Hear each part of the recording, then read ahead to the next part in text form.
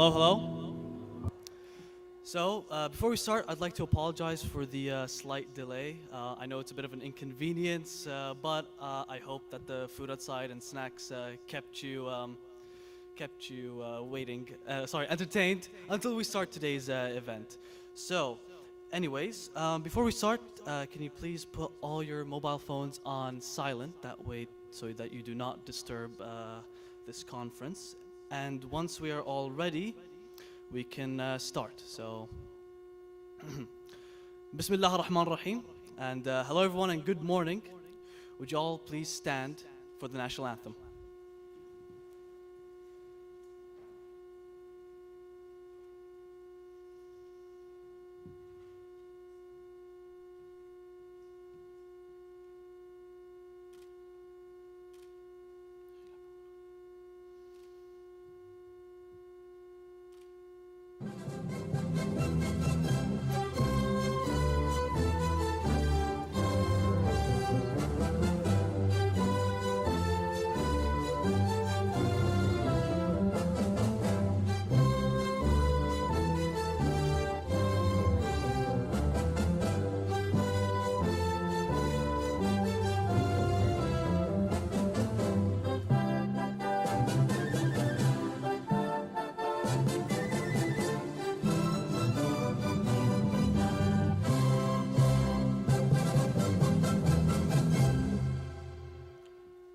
Thank you.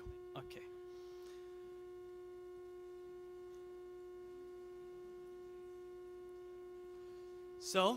Before we start, I'd like to welcome, first of all, Chairman and Owner, Mr. and Mrs. Shuhaiber.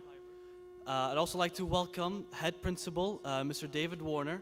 I'd also like to welcome the partners and sponsors and other distinguished guests. So, without further ado, ladies and gentlemen, we are extremely honored to have you all attend the second High School Journalism Conference in Kuwait, here at the English School, Fahaheel.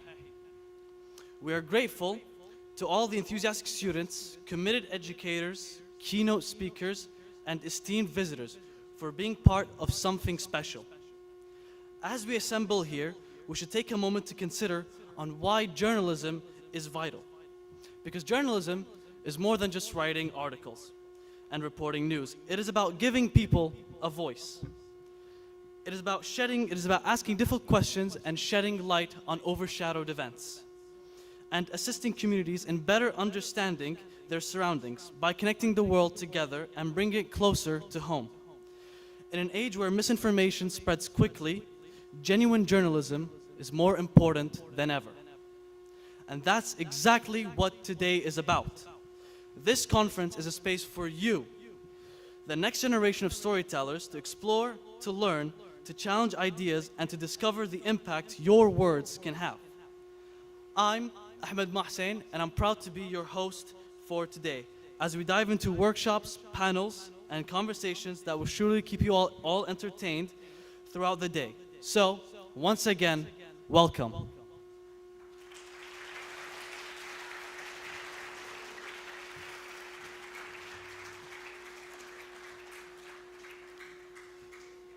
Now, I will invite my colleague and editor-in-chief, Maryam Sharif, onto the stage. So please help me and give her a round of applause.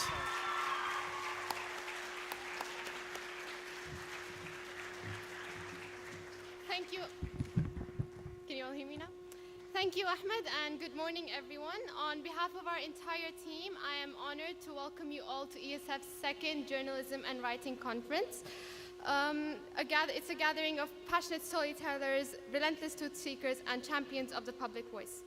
Today, we stand together at a time when journalism is both more important and more challenged than ever before. In an era of fast information and shifting trust, our work remains a vital thread that holds society accountable, informed, and connected. This conference is not just a celebration of our profession. It is a chance to reflect, to learn from one another, and to push the boundaries of what journalism can be. Over the course of this day, we'll hear from leading voices, tackle difficult questions, and explore the evolving tools and ethics that shape our field. To the journalists in this room, seasoned or just starting out, thank you for your courage, your curiosity, and your unwavering dedication to the truth.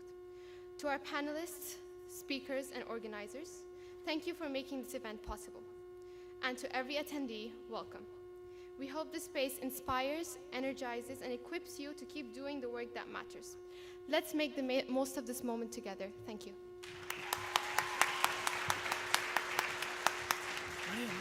Mariam.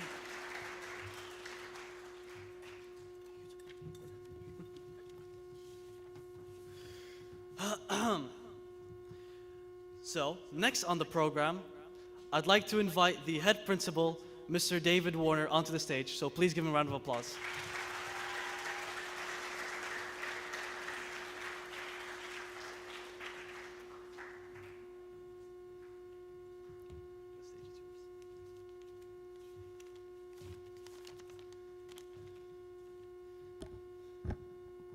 Thank you very much, Ahmed. So, I'd like to welcome esteemed guests, school owners, student delegates, teachers from across Kuwait, and colleagues, as well as our sponsors, to the second Student Journalism Conference in the Middle East, once again held at ESF. So, really, really good to see you all. Ahmed has already touched on a couple of things of housekeeping, but I just want to make sure that at the start we're very, very nice and clear. In terms of, we're not expecting any fire drills today. If the alarms do sound, then our team, which you can identify with the ESF press badges, will help you to the assembly point in the car park. He's already mentioned the mobile phones. Please make sure that these are off so we can enjoy the conference fully and not be interrupted. Toilets have been signposted for the delegates. They are on the first floor for the female delegates and the second floor for the male delegates. Teachers and other VIPs, they're just straight through the corridor there. You would have seen in our program that we have different venues for today. It's not all in this hall, so we're going to make it even more engaging, hopefully, than last year. And you will see that where you have different workshops, they're in different locations, and the team here will make sure that you're okay and you know where you're going to. If you get lost at any point, just ask, okay? Right. Okay, I'm going to keep this short because you're not here to listen to me. You're here to listen to the speakers and the workshop conveners that are present today. So, what I would like to say to you is that we're really, really grateful for everyone who's been part of the setup for this, and particularly for the speakers who are going to share their insights as to what it actually takes to be successful in media in the 21st century, and to hopefully enhance your literacy and other soft-related skills for you moving forward. Since the last conference, I've spoken to colleagues elsewhere in other British schools in Kuwait, and it's been really good to hear that the student newspapers have either been revived or freshly developed from a number of schools within Kuwait, which is just what we wanted to see. This is one of the goals that we were trying to have here. Now, events such as this provide an excellent opportunity for inter-school collaboration, and that is just what we wish to have here. It seems that the talent and capabilities are plentiful within students in the Kuwaiti schools. What we need are opportunities to come together, and this is what this is designed to be, for you to collaborate, develop, and get even stronger in this area. Now, thanks will be given at the end of the day for the conference, but I have to say at the onset, particular thanks to our returning sponsors, 5M and Petra, for their support for this event. Really, really appreciated. And we also have new sponsors here as well, such as Canes and Touch of Hope. So thank you very much for your support for this. To the school owners, Mr. and Mrs. Shuhaiba, for giving our students a chance to improve their leadership skills, and for this forum for you to come together. Now, we were hoping to have with us today the British Ambassador to Kuwait, Her Excellency Belinda Lewis. I'm really disappointed to have to say to you that unfortunately she's not going to be able to make it today. But I would also like to thank her for her support for the second year in recognising the value of events such as this. This gives students a chance to develop academically and holistically as well. So although it is a real shame that she cannot be present today, I wanted to thank Sarah for her support. She did ask me to pass on a couple of messages to you, and they actually mirror what Ahmed was saying quite well in terms of seeking the truth behind the news that you're looking at is very, very important.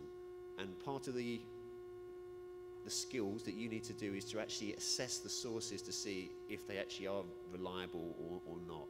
And it is something which is really, really important to make sure that what you report and what you hear is actually the truth. Okay.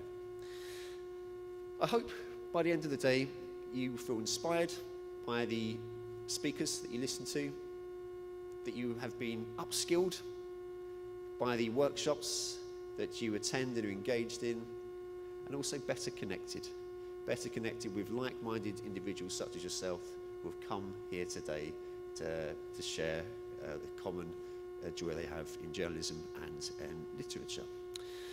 Okay, I will say once more, enjoy the fruits of everyone's considerable labours in making this event a reality, and have a great day and make the most out of the opportunity you have.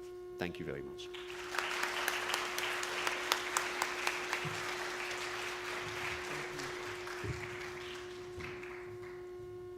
Okay, now I'd like to invite my colleague Nuran onto the podium to formally introduce our keynote speaker.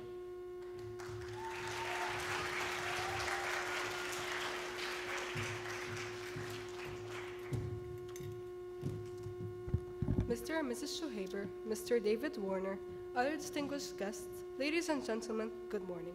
Today I stand here to welcome on stage Mrs. Claudia Al-Rashoud. Originally from California, Claudia Farkas Al-Rashoud has enjoyed working in Kuwait since 1979 when she became the first professional photojournalist female for the Arab Times newspaper. She has written 5 books with photographs about Kuwait, including a children's book about Kuwait's desert animals and environment.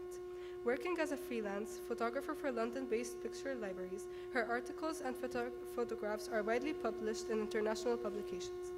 Her work experience extends to being a professional tour guide to local groups and visiting dignitaries and serving as an ethnographic researcher and consultant. Claudia has also worked in the field of animal welfare in Kuwait for many years. All proceeds from her books and other benefit Touch of Hope Kuwait, the largest animal shelter in the country. As part of Touch of Hope's community outreach and AMP education program has often given presentations on animal welfare for schools, universities, and civil organizations. She also speaks on other subjects including Kuwait's history, heritage, natural history and environment, journalism and photography, and palliative care. Ladies and gentlemen, please help me welcome onto stage Mrs. Claudia Al-Rashoud.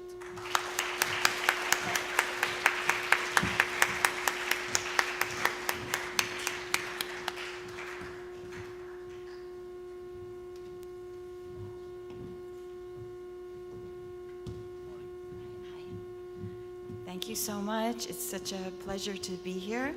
I was here last year for the first journalism conference, and I was so impressed. It was such an amazing event, and I know today is going to be wonderful as well.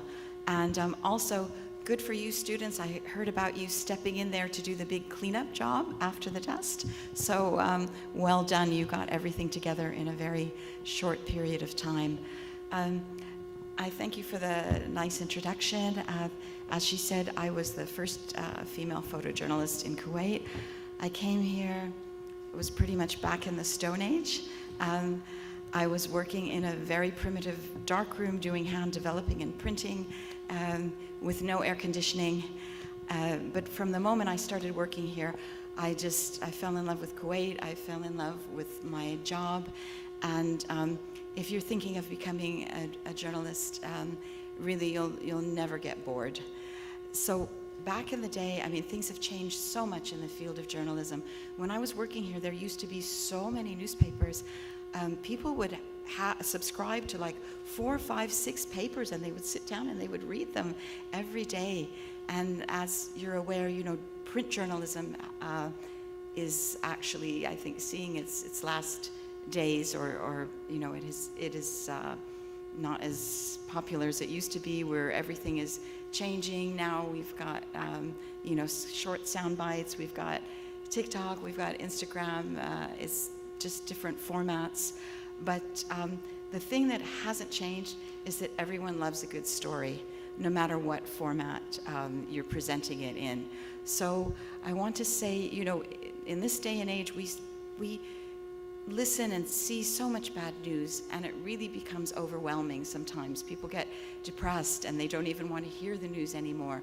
But if we all use our voice, and like Mr. Warner said, check your facts, be very careful. Don't just, oh my God, forward, you know. Make sure that you check your sources, and that's the key role of a responsible journalist. But you can use your voice to promote the things that are good, to speak out against the things that are wrong. This is the basic role of the journalist. And by doing this, you can empower yourself and you can empower others. So I wish you all the luck in the world. These days are very challenging, but I think it's very special to have this power through storytelling. So thank you so much.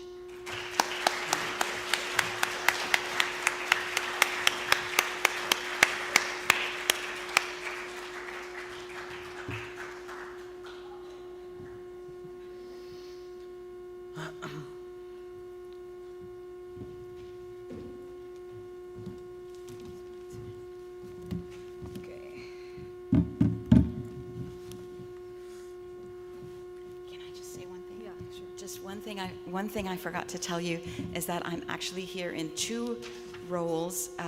I'm co-founder of Touch of Hope Animal Shelter, the largest shelter in Kuwait and actually in the entire Arabian Gulf region, with more than 700 rescued animals.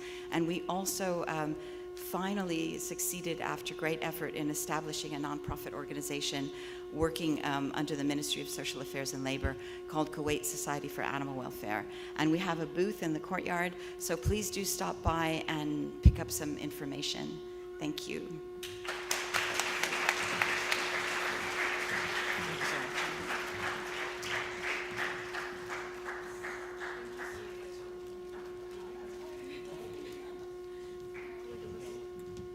Thank you so much, Miss Claudia Aldrich. Oh.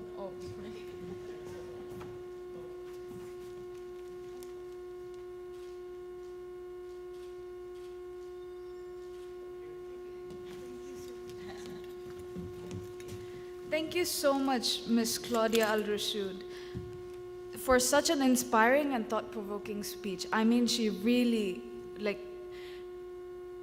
she talked about such an important topic, the problems with us believing anything we see on the internet. I mean, nowadays we don't really check any facts, anything like that.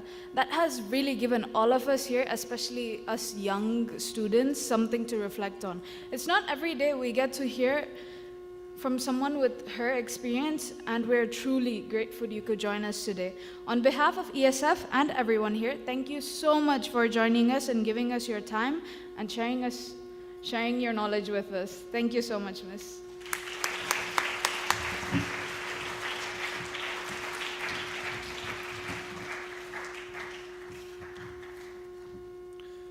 So, before we dive into today's events, I'd like to give a brief overview of what to expect of this afternoon. First, we will start with the public speaking workshop, where you will enhance your public speaking skills. As you can see, maybe in the future you can use those skills to be just like me. This will then be followed by a 30-minute break, so don't worry, you won't get tired. Then we will move on to 3 simultaneous workshops. Firstly, the photography workshop will be held over here in the theater, so don't get lost, please. Next in line is the digital media workshop, which will be held upstairs in the IT room. If you don't know what that is, I'm sure one of our chaperones can guide you there. And lastly, the creative writing workshop, which will be held in the Julie Andrews Theater in the basement, so downstairs. And once the second set of workshops conclude, you'd be delighted to hear that lunch will be available. So, yippee, eat up. Anyways, I would now like to invite my colleague Michelle Obodo onto the stage.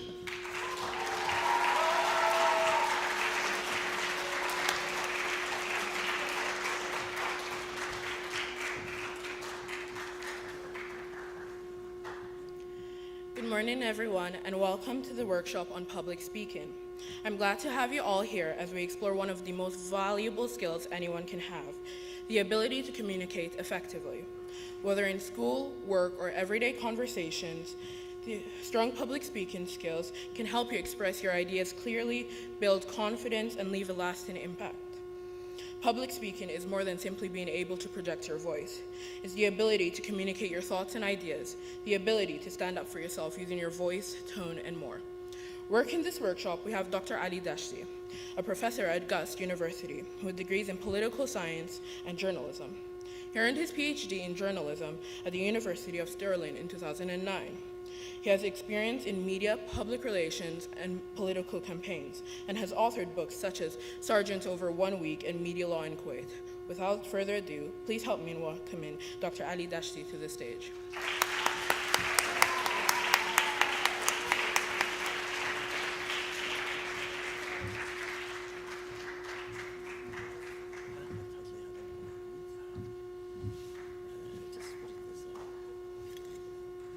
Well, good morning, everybody, as we're preparing to put the PowerPoint. First of all, I would like to thank everybody, and I would like to say the good advantage of studying in the United States and in Scotland is to be informal and formal at the same time, and you can be cool and serious at the same time. So you probably distinguish which one is the cool and which one is the serious to be. Today, I'm gonna, inshallah, lecture for you guys.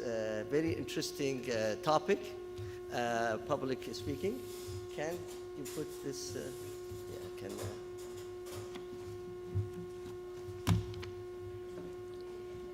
just setting stage. I would love to walk, but I don't know if there is a mic, so I can walk instead of standing as a public speaking, but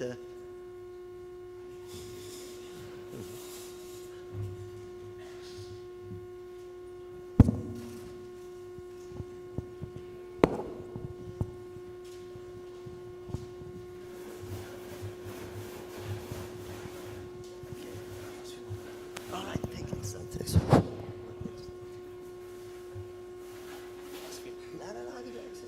really amazing.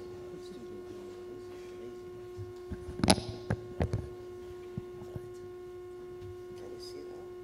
Is there something now? All right? All right. We're good to go. All right, good. I will be here so I can. All right, excellent. So, once again, good morning, everybody, and I hope you enjoying coming back to school on Saturday, which I don't like, no, but for you guys, it's okay doing this one. Before I start any my public speaking, I hope this will be more interesting, more interacting with the students and everybody. So bear with me for like less than 1 hour. Then, inshallah, we're gonna have a competition where I pick some people and I'll ask them what to do, and inshallah, the good ones will take the trophy by the end of this workshop, inshallah. But first of all, I always like to start my lecture with a story. I read this book and I was so excited to share with you guys one of the passage of this book called How Point 01 Can Change Your Life. And in the passage, I saw this part. The author, Kamal Sayuti, wrote this one when he went to the United States. Look what he wrote when they gave him a question, explain why Islam has become an important world religion. Look what he wrote. You know there is one good, God, in the world, and he can do anything he wanted to do. Look at his English, man. So, he property means prophecy, okay? So, for the people to guidance, he relieved a first one, Adam, Nuh, Musa, he's look like talking Kuwaiti English, okay? So in the past, before relieve Muhammad, you can tell the people don't seen a truth. The history write in the past, the men killed the woman because they are don't like a woman. There are played what he good, forbidden. Why are you laughing at, guys? Come on. Do you know who's this guy? It's me. Yes, it's me when I went to United States. That was my English, guys. I was so shy. I couldn't see in front of people. I always down. And I have to study journalism. Oh my God. And this is my English. So I have to think about it, whether to continue or to come back to Kuwait. So I remember Majdi Dhafiri, he was the deputy foreign minister, and he was secretary at the embassy. He's a good friend. He said, Ali, if you don't change your style, I will take you back to Kuwait. So I have to sit with myself, and I said, well, here we go. I have to. So what I did, I took speech communication course. Then I took the other one, poetry. Yes, I took poetry in English. Okay? Why? Because I have to improve myself. Can go for the sixth one. So, no, before this one? Or? Before. Yes, here we go. All right? So, first of all, public speaking is the mental things. And before I start my lecture, I just want you guys, I apologize. Go for the second one, please. I apologize. Okay, here. I want you all raise your finger like this one. And do what I ask you to do. Come on, guys. You also, yes. Put your finger in your chin. Is that your chin?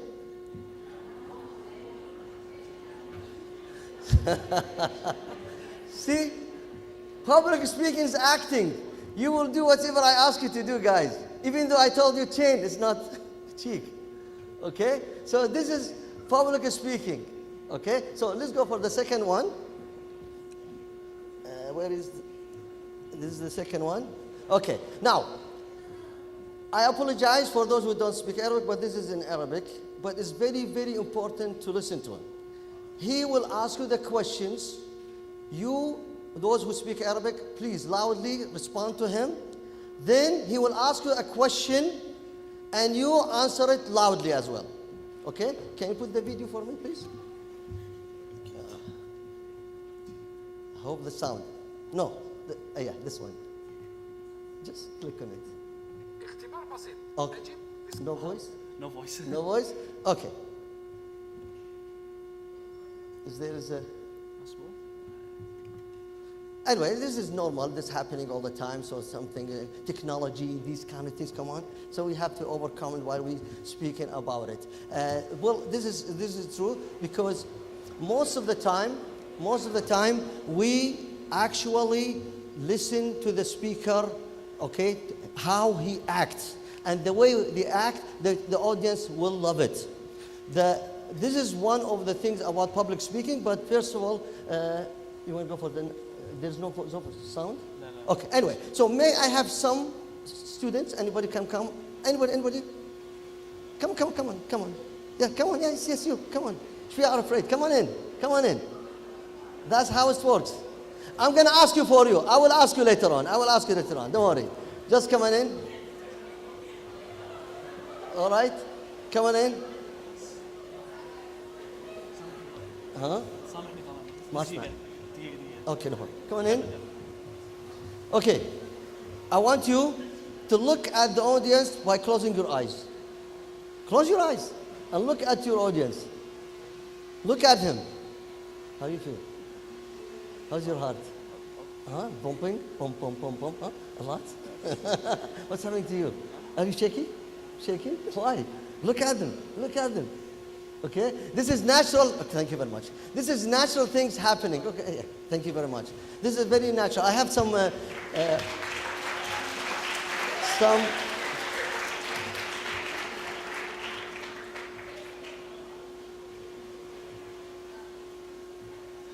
okay? I have some some activity buzz because there is no sound, so I can pass, no problem. The most important two elements to be a good public speaking, number one is to know your subject very well. Most of the time, the speakers get nervous or get really not excited because they don't know the subject. Believe me, if you know the subject, you don't need the skills of public speaking because it will come with it. So number one, you have to be a good speaker is to know your subject very, very well. And today with the AI, with all technology, we can obtain the information. And I always tell the students, the subject you don't know very well, you're going to do better. Why? Because you're going to search and more and more. So number one, keep in mind, for any good public speaking, you have to be aware of the subject. Number two, well, obvious, you know that. Practice, practice, practice. Okay? So these are the two, and then I will go of the things about the fear. What's make you fear? What's make you a good public speaker? I started this lecture by introducing myself. Why? To tell you, my English was not like this. My writing was not like this. Okay? But today, I'm so proud. I have to fight my mind. Why? Because public speaking is highly related to your mind. And I'll tell you why. Okay, please. Okay? So, طبعا, the first public anxiety or fearness happens, the level of anxiety triggered by the anticipating of public speaking. Like the time they tell you you're going to speak, okay? This is the time where you actually start to be shaking, okay? So these are the kind of things you're going to start having when they tell you you have to speak in front of public. And that one of the students, when came in, I noticed his heartbeat. Me, speaking lots of times, speaking in front of 100 people, 500 people, conferences, everything. Believe me, I was sitting there and my heartbeat pumping without any control. Without any control. It's natural, this happening to you. Okay? So that's why you have to relax. I made a jokes in the beginning. I took over my anxiety of being in the stage. Something missing, whatever missing, and a lot of times when technology happens or something missing, the speaker goes, oh, nervous, what's happening? I have to put this one. What is it? You have to be cool. Things in your mind, the audience, they don't know nothing. So don't tell them about it. Don't tell the secret what's happening, okay? So, totally is normal. Adrenaline causes things like heart, shaking, your voice, stomachache, all these kind of things. This is natural. So don't worry, it has nothing to do. Please, next. Okay? This is number one. The number one fear, if you ask any student, why don't want to speak in front of people? Said, I'm afraid of the people. They look at me. They make you say, no, it's not the people, it's you. Number one fear, it's you. Your inside is the fearness. You have to get rid of the inside fearness first, then. How I do it? Look at the mirror. If you look at the mirror and you get shy, you have a problem. The first practice, look at the mirror. And I tell you another thing. When you have a video and you are in the video and they show it in front of your family and friends, don't remove it. Doesn't happen this to you? Because you have personal fearness. So the number one, it's you. It's not the audience. But you always like to blame others. You don't want to blame yourself. So practice, look at the mirror. Well, there's a problem. If you keep looking at the mirror, your parents probably take you to the mental hospital. My son is getting crazy. This is natural. Everybody's doing it. I did it, and it's really good because a lot of times you are actually shy of yourself. So, number one, that is it. Please, next. Okay. Well, this is how preparation for the anxiety. When you first know you will speak, this is the time when the anxiety happened, and this is the time you have to relax. Next. And there's a lot of things you can do. Please, next one. Okay. Hit, push, aywa. So address your symptoms according to an anxiety type. Please, go ahead. Physical. Okay. What I do usually, drink water. I come in the front. I look at everybody. I go to the stage, طبعا not here, and everywhere, I'm used to, okay? I walk. When I was doing my Viva, I was going to do my Viva next day in Scotland. What I did not open my thesis. For one day, I did not open it. I went running, jogging, just relaxing, everything. Why? Because it's getting me nervous. Why? Because I am very well familiar with the thesis. So I don't need to read it again. So when you are confident, just relax, do all these kind of things, okay? Take the balls, laugh, joy, talk to the people. So get used to the environment. This is number one, okay? Next one, okay? So then modify thoughts, attitudes, positive. And one of the videos I was going to show you, okay? When I say, for example, well, let me do it. I might be successful. When I ask you, tell me the color, okay? I'm gonna ask you, you tell me the color. What is the color of the sky? Red. Okay, bad example. What is the color of the doctor's dress? White. Here we go. What is the color of the pharmacist? Here we go. What is the color of this paper? What does the cow drink? Water.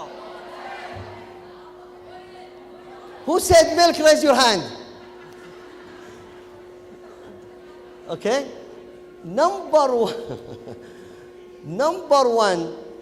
See, a lot of people, this is natural. If you said milk, you are not stupid. No. You are not stupid. Actually, you practice right. Those who said water, they are stupid. No, I'm just kidding. Okay?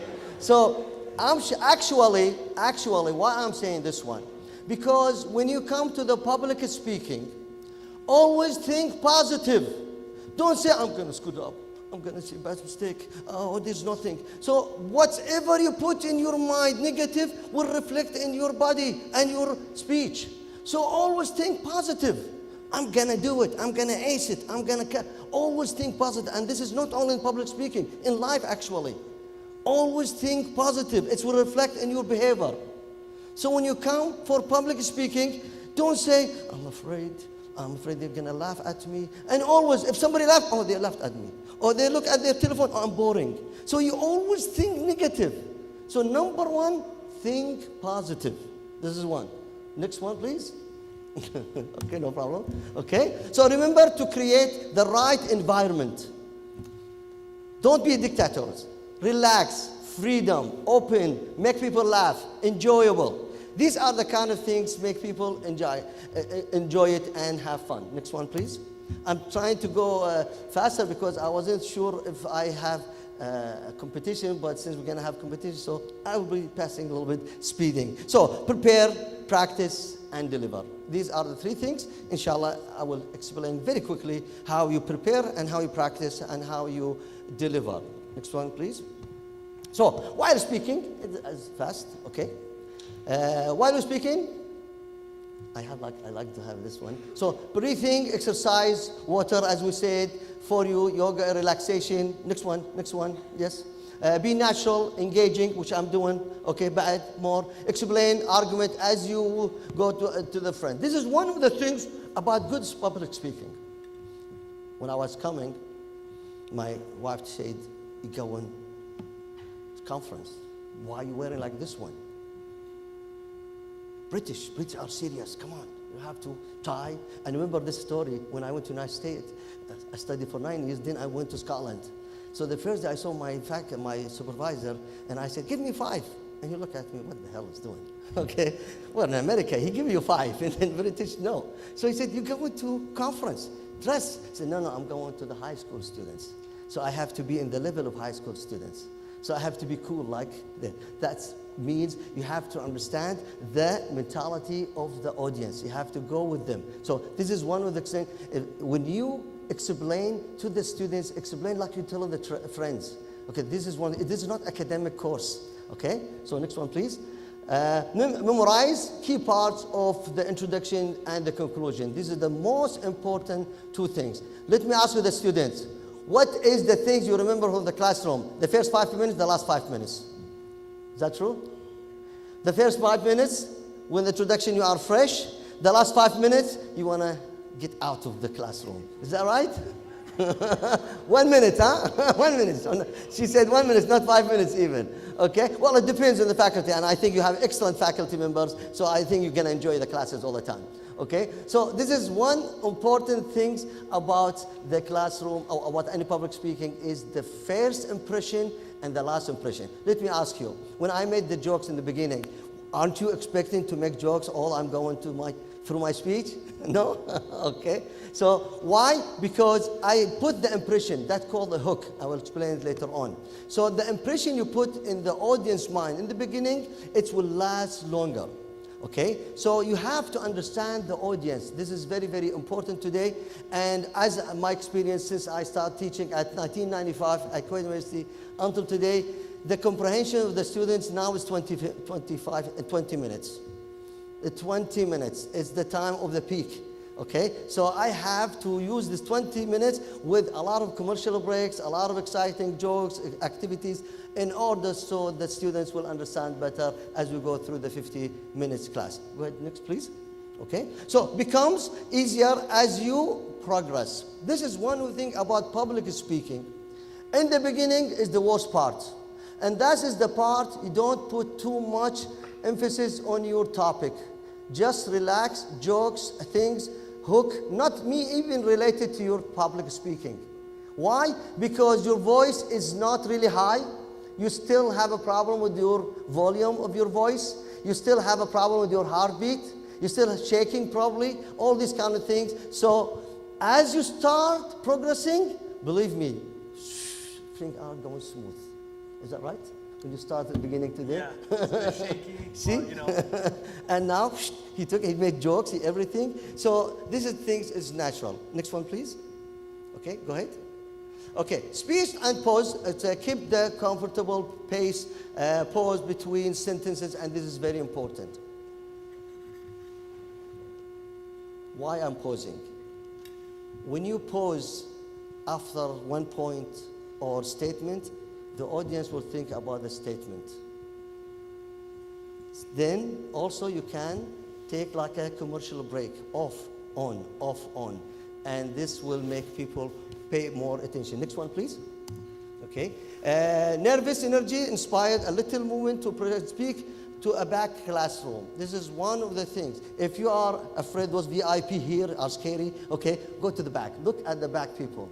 Or the back people are the bad students, we always sit in the back, okay? So if you look at their eyes and you look at them, so you they will pay attention to you, okay? So this is one of the things. Next one, please.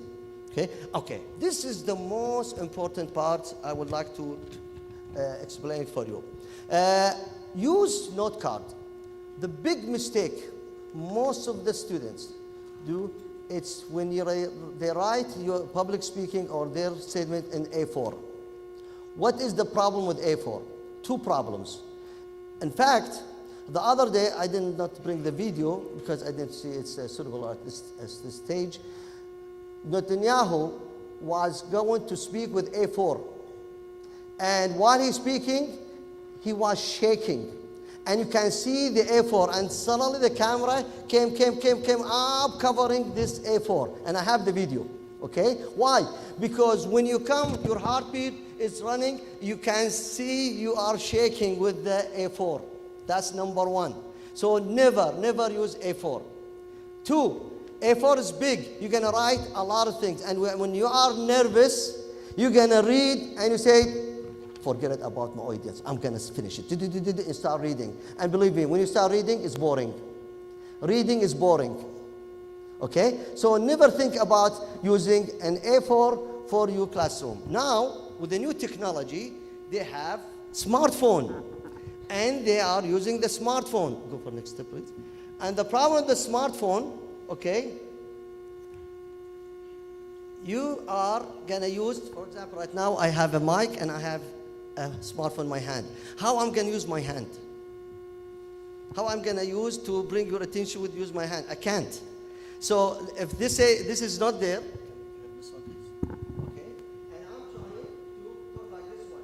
This is frozen, and I'm looking to the notes. Okay,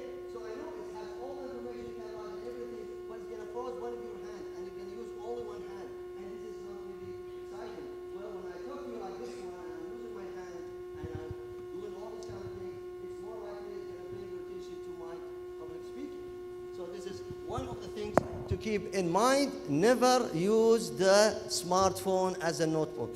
Please don't. Okay? Because it's going to freeze one of your hand. Don't apologize. And I see this a lot of things. When the students make mistakes or the speaker makes mistakes, oh, I'm sorry, I apologize for. Nobody knows that you made a mistake. Nobody knows what you're going to talk about. The other day, I had a conference a month ago, and the PowerPoint was some problem with it. I didn't follow the PowerPoint. I jumped to the second one, third one, and everything, and I made some mistakes. I passed some information, I did not say it, and everybody thought there's smooth and nothing happening. Why? Because I did not tell the audience I made a mistake. So never tell the audience you made a mistake. And usually you made a mistake because you are so nice. Okay, you are so nice, you want to tell them I made a mistake. No, never do this one. So, okay? So you feel more nervous than you look. Audience won't know unless you say something about it. This is one of the things about it. Nobody knows what you're going to talk about it. Nobody knows that you are nervous and anything unless I tell you that I was nervous or I made a mistake. Okay? Just keep going. Okay? So, dress well for added ethos and confidence. When I say dress, well, it depends on the audience. Okay? And I always ask when I go somewhere, is it formal or is it informal? And I hate ties, but with respect to everybody, I hate tie because it squeezes my neck. So I put the tie in my pocket, and I go to any conferences. When I see people dressing no tie, I quickly keep it there. If I see they're wearing, I go to the bathroom quickly, I put the tie. Okay? Why? Because I go with the place where it's formal or informal. And always I ask this one. If I have no answer, I put things with me just in case for the emergency, these kind of things. Okay, next one, please. Okay, just after the speak, this is going to go fast a little bit. Okay, a clear and organized structure, that's all we're going to talk about it. Go next. Okay, speak clearly. Go for it, don't worry about it. Okay, learn how to make a solid argument. Okay, go for next one, please. Okay, compelling speaker, go ahead. Okay, this is the things. Believe me, what the things I like about good public speakers, look at them, they act. They act. So you have to act. When you know the topic very well, you're going to act with it. And if you act, when I say acting, it's not lying. So a lot of people said, and I didn't know Kuwaiti, they said, يمثل. When I said acting, like not lying, acting, feeling, and living the information you are presenting. Okay? Because you know the information very well, number one, I said. Then you're going to talk about it, look like you feel it, you enjoying it. Okay? And this is going to be a good public speaking. Go, next one, please. Okay? So the power of the oral communication, engage and motivate. And these are the two things. And when I see anybody bored, that's mean I am wrong.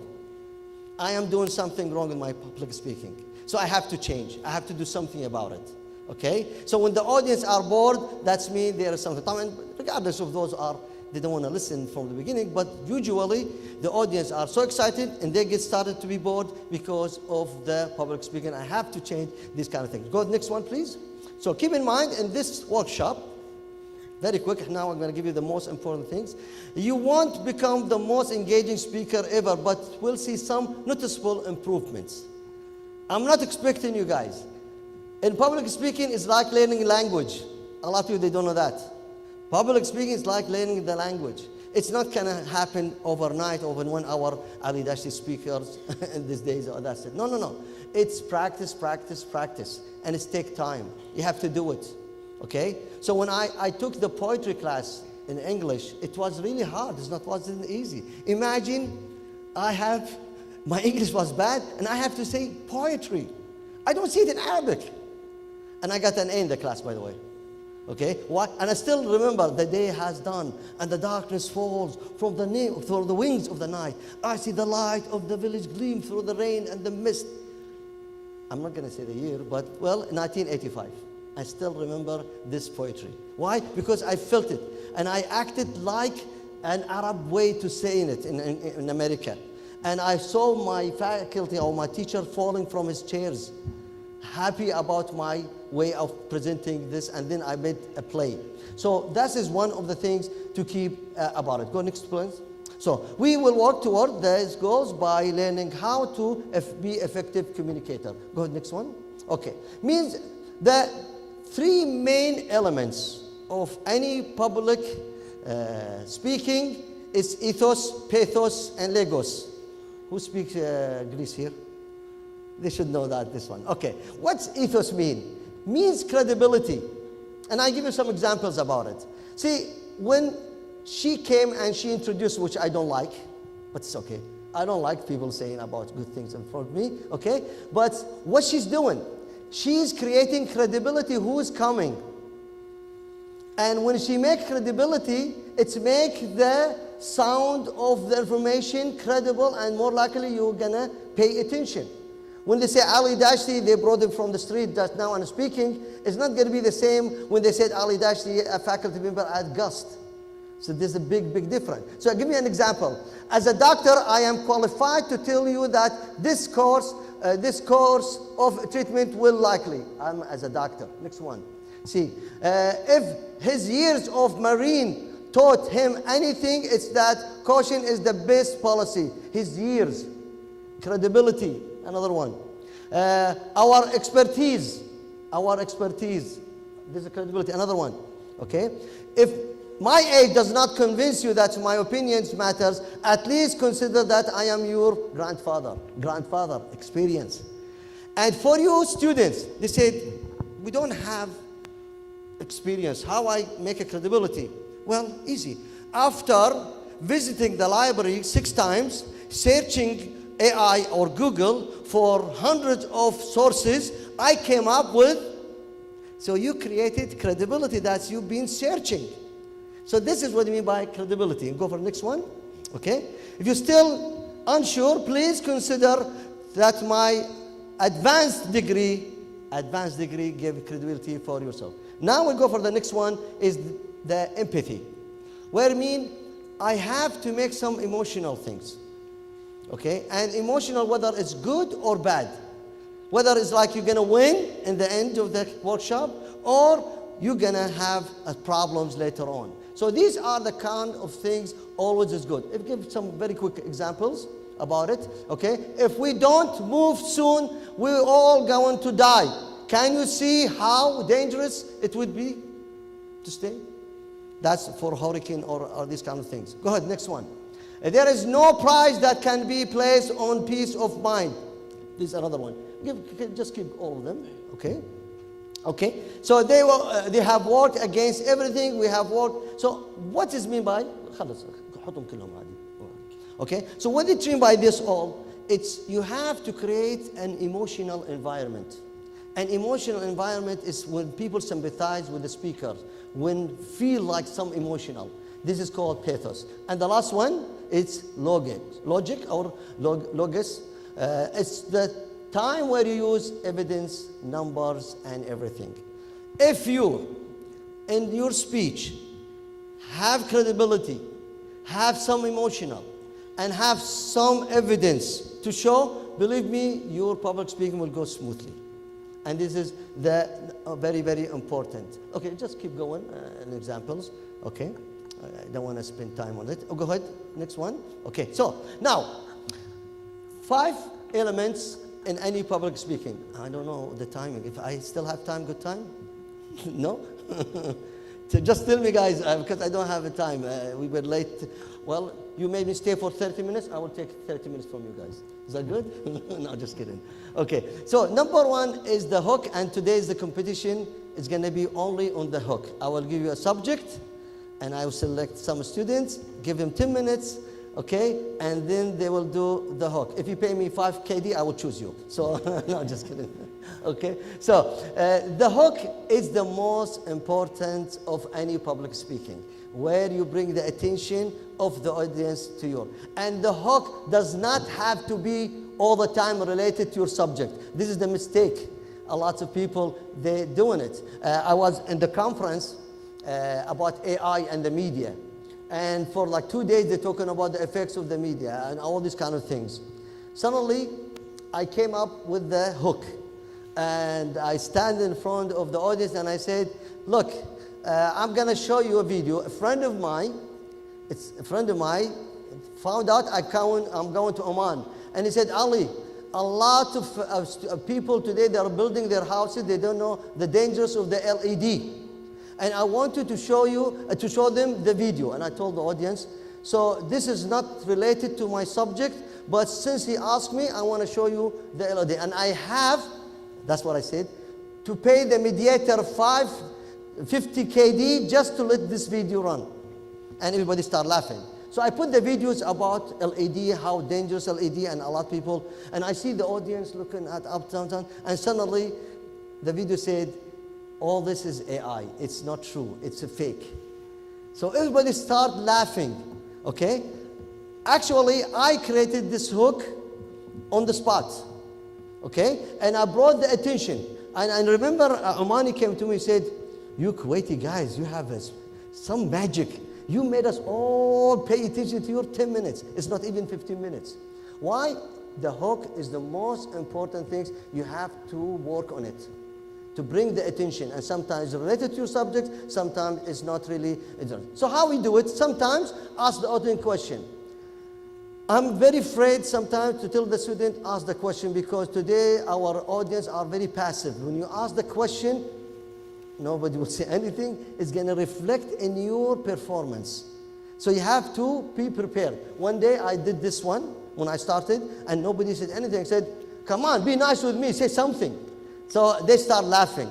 So I have to do something. Or other day, I remember I went to the United States in the 90s, the 20s, and my faculty, all faculty said, Ali, I want you to lecture in the class. So I went there, and it's America, huh? And I started talking Arabic. Okay, for like 2 minutes, 3 minutes, and they're like, what the hell is doing? I looked at my faculty and said, do I speak English here or Arabic? So they start laughing, okay? So I brought the attention to just make them a little bit excited about the lecture. So this is the hook. Tailor your examples, which I started with this one. Build suspense and story, get people involved, whatever. Any kind of hook that make the audience excited, reacted, this is going to be a good thing for next one. Later on, go ahead, السريع بس. Introduction.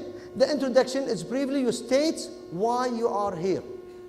Okay? I'm not going to spend time because this is not very important for the stage workshop because we have to go into details as academics. But this is the things, after the hook, you state what exactly you're doing. For example, I go back to the keynote speaker. In the end, she said very important things, and that was my speech in the Oman conference. After I did this hook, I said, I am here to tell you why it's important to start teaching the course called Media Literacy in your universities, which we've been doing for like 5 years at GUST. What is media literacy? Media literacy is to find a story. Is it fake or not? How I know it's a fake or not? Is using critical thinking. So we teach our students how to distinguish it. And this answer your question today, and even when she said, today with the social media, with us, we don't know what is the truth or not. So this is one of the things. So then, after the statement of the thesis, okay, keep it clear, to the point, and this will take us to the next one, main point, also next one, okay. A transition is very important to use transition as you go by, very quick. Okay, I just give you. Supporting evidence, Lagos, go ahead, okay. Engagement elements, go ahead. And the conclusion, okay. Another one, here we go, takeaway. So these are the two things the students or the audience will pay attention to it. One is the hook. Two, okay, after you've given all this lecture, what are you trying to tell us? Okay, so takeaway.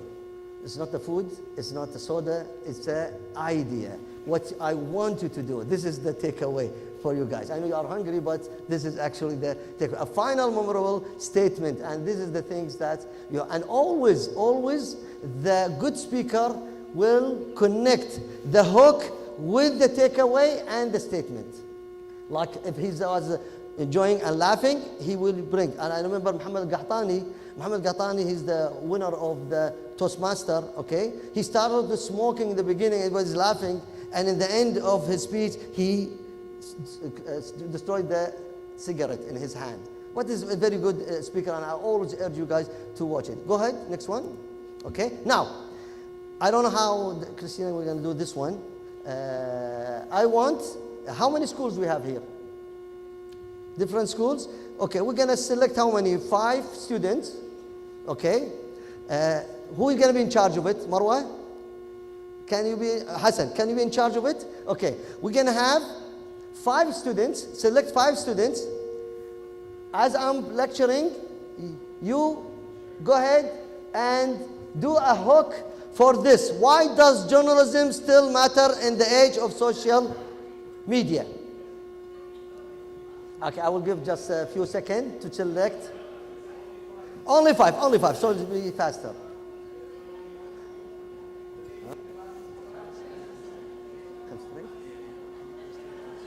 Okay, no problem. So let me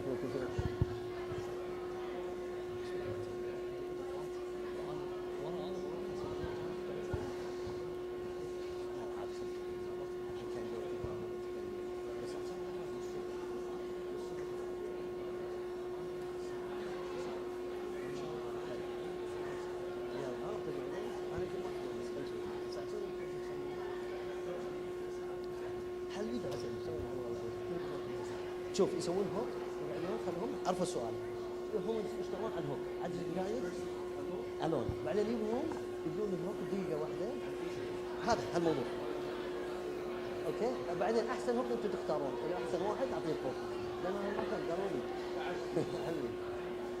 Okay guys, now we're done. So what this scenario all about? يلا 7. Okay, out of the 7 students, they will try to create a hook for this question. And the best hook will win the trophy. And I don't know who's going to be the judge here. So you're going to be the judge, guys. Out of 7, yes. We'll select the right person and they will get that trophy. Okay? Hassan, تقدر تاخذه من هناك بس شوية? Okay, go ahead.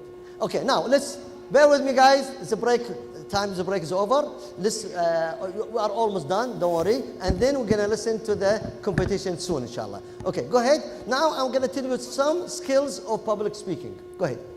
Okay, number 1, always try to be smiling. Go back. Okay. You like it this way or you like it this way? Of course, smiling. You like the teacher who always smiles. Why? Because smiling is give very freedom, positive. So always try to, but don't overreact on smiling. Don't overreact. Okay? This is number 1. So when Rahna, go ahead. Okay? Go ahead, next one. Okay? Eye contact. The second number or the second important tool is eye contact. I always, not only I use eye contact to relax, to look at different people, I always to look, especially for the students, I look to them because they will pay attention that he's going to look at me. So they will pay attention and look at me. Okay? Eye contact is one of the best public speaking, bringing the attention of the audience toward you. Okay? So, ideally stick to the between 3 and 5 seconds of eye contact before moving to another one. And don't make too much eye contact like this one. No, no, no. Just relax, look at eye contact, and this is one of the things. Maintaining direct eye contact with individual audience members creates sense of personal interaction. Don't you feel, guys, sometimes the students, I'm talking to the students, the teacher always looking at me, what I did something wrong? He's picking on me, you know? Always think negative. He's picking. No, actually he's relaxing by looking at you. So you have to be happy he's looking at you. It's not picking on you, okay? My mom, look at the teacher always looking at me, I hate that. Okay, no, I love it. Because he's actually focusing. So that means you are good, okay? So that's the one thing. So avoiding eye contact or forcing a single point can make, so like I'm talking and then I keep going, and this sometimes confuse the audience. This is number 2. Number 3, okay, gesture. Obama, he's king of gestures, okay? So on your body, using your hands, all this kind of thing, keep going, okay? And this is one of the things to keep in mind, you have to use gestures like using your hand, standing, all these kind of things. Go quickly. Almost I'm done. Okay? I didn't have a chance to do it because I have to carry this, but this is how you do it. Open hands, always. Always see your hands open, okay? And your body language, upright, open, gestures, all these kind of things is important. Don't be like this one. Be relaxed. And when you walk, this is how you walk sometimes. You don't walk like this. You give your back to the audience, okay? This is how it works. That's how they taught me in the United States, okay? So that is how you do it. See, I'm always looking at you. But if you do it, that's this one. You're going to give your back to the audience. Don't do this one. Relax. Take a breath. All these kind of things. Next one, okay? This is our very interesting picture where you can see how this works, smiling, standing, the feet also. By the way, if you put them like this one, if you see this in the army, suddenly they fell down. Okay? This is actually, it's not relaxing. This is how it's relaxed sometimes. Okay? So this is always part of the public speaking. I'm not going to go more in details. Next one, please. Okay? This gives you exactly how your hands, it gives you, and doing this one sometimes make you nervous. Okay, I'm not going to go in details about it. And stand up all the time. And when you're standing up, shows that you are really in good confidence, these kind of things. And vocal delivery, this is very important. When there is an important point I'm talking about, you have to raise attention to me. No, I'm just kidding. Okay, so the volume sometimes bring the attention of the audience, going down and talking about it frankly, giving examples. This is very important. Let me tell you about my story. Let me tell you. And I urgently encourage you to watch some videos of Obama. Obama is one of the best of these kind of things about it. Next. Okay? Okay? This is also, well, don't see people like this one, you are liar, because I saw this in the Ali Dashti's poster. No. It's like the last one. See, if you see people standing, does not mean, but this is actually the impression. So if you see people doing this one, don't take it personally, but this is how it works, and it's confidence. I like the way they put their hands, and always up, your hand up the belt. All these kind of things is very also important. And finally, for the guys, I didn't bring for females, but for the guys, always dress well, smiling, be sharp, and always these kind of things. And finally, this is the guy you like, guys. All right? Now, come on, guys. You really enjoyed my public speaking class? Nah, kidding me. Anyway, now you're gonna enjoy your students. So we're gonna bring a student right now for 1 minute. Each student already was selected. Well, I can't hear you. Oh, the question? Ahmed will do it. Okay. So the one of the things now the student will come, and for 1 minute they will give a hook. No, I think just a hook. Those who really brought your attention and you like it, they're gonna win the trophy. All right? Any question? Yalla, you can bring them. تقدر تصعدها ما احتاج لك. نقدر تصعدها محسن.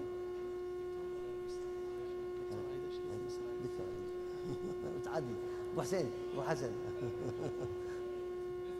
يلا حسن. How are you gonna do it now?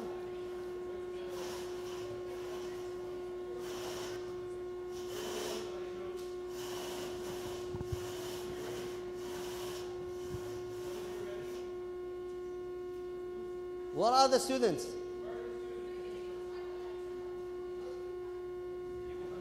خمس دقايق بعد? It's up to them. I'm not going to take their time. Yalla, come on in. Clap for him, please. Yes.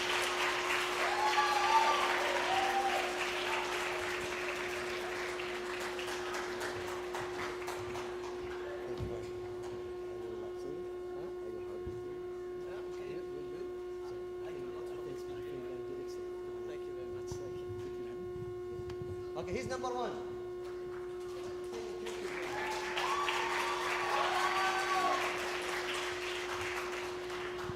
Good morning, everyone. My name is Omar Laguiri. from the from Kuwait English School here in Kuwait. So I'm sure all of you use social media. And as a person of myself, I'm wearing a suit, a tie. So it's immediately obvious that I'm always connected and always talking to the people out there. So I'm sure all of you also use social media. Like some of you are all using social media right now. I'm sure some of you have your phones open right now. I can see already a few of you, especially the ones back there. Some of you looking down at your phone. Yeah, and you two, of course, are back there. You two are using your phones. And that is proof that we're all using social media. Now, for example, some of us here, for example, on this side, are not focused. Why? Because we're distracted by our phones and social media. This is all proof that of course, we're all intelligent students, we know what we're doing. Now, when we're looking at social media on our phones, it's proof. It's proof that there is information in there that makes us more confident. When we connect with the people out there, we are more confident. And for example, people that are distracted sometimes, like people on the side here, on my left. Hello. Of course, you're distracted. And again, the people at the back. All the people at the back that are not focused, especially there. Hello. You guys are not focused. That is more proof that we need to be focused and that social media connects us with the people out there and improves our public speaking and proves that part of social media enhances our speaking and proves to us that there's a part out there that connects us with the world. How? Through social media, through journalism, and journalism is embedded in social media. Thank you.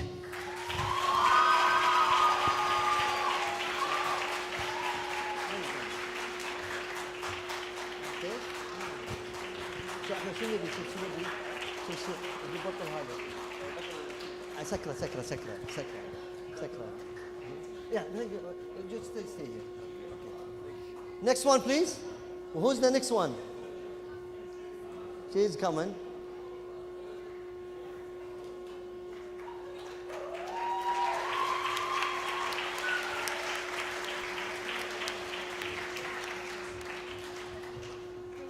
I want to relax.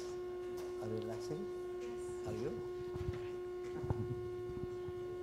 Hello, my name is Rima Mullah, and I am from the Asman Bilingual School. Today I'm talking about the future of journalism. Like, journalism is the future, social media is the future. But hear me out right here. We cannot control what we need to do. You could be a journalist and I could be a journalist. And people are using social media. For example, TikTok and Twitter, now what they call X, and also Instagram. They start from who they are, from the beginning, from scratch, and now they are here right now. In this conference, wants to learn about what it takes to be a journalist. We need to work hard and build the strength we need. Thank you, and you could, and remember, you could be a journalist, and I could be a journalist. Bye. Well done. Well done. Next one. Yeah. Next one. Who's the next one? Come on in. Well done. First time is good. This guy, he's cheating. He's been doing this a long time. Yes.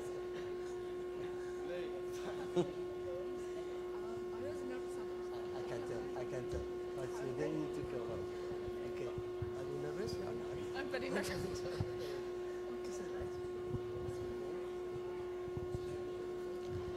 Hello everyone, my name is Dania Tamer and I am from the school, the English Academy.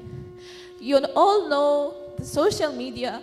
As we all use social media, we all know the apps like Facebook, the things that moms use, TikTok, Instagram, etc. Social media, journalism is inside each and every one of us. Like, you may be a doctor, you may be an engineer, but we all have that inner journalism. So we have to awaken it. We can use this by by sending not expressing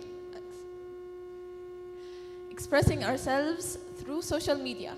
Journalism can be like the news. You can send some news that have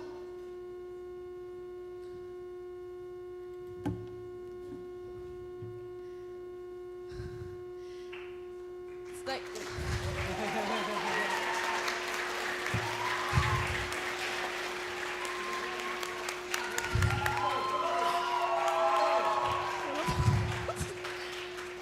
it's like watching the news. The news gives you knowledge, so you can share that knowledge in your own way. And that's what I have to say. Okay, do we have more, Hassan? Yeah, two more, yalla. I think there. I can get him. Coming, he's coming.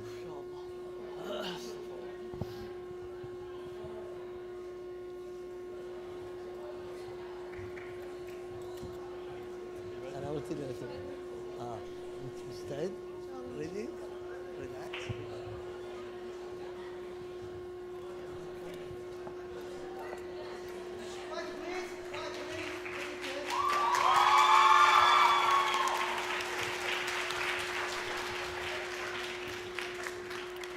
Hello guys, my name is Mazen Taqiyuddin. I am from the New English School, and first of all, they didn't give me any time to prep, so whatever comes out of my mind is whatever comes out. Okay, so first of all, what I want to say is news. News is something we all look at every single day. We wake up, every single one of us, I'm sure. And if you don't, you're lying. Every single one of us wakes up, opens their phone, opens Instagram, TikTok, anything. All of these all of these social media platforms help us and inform us of what's happening around us.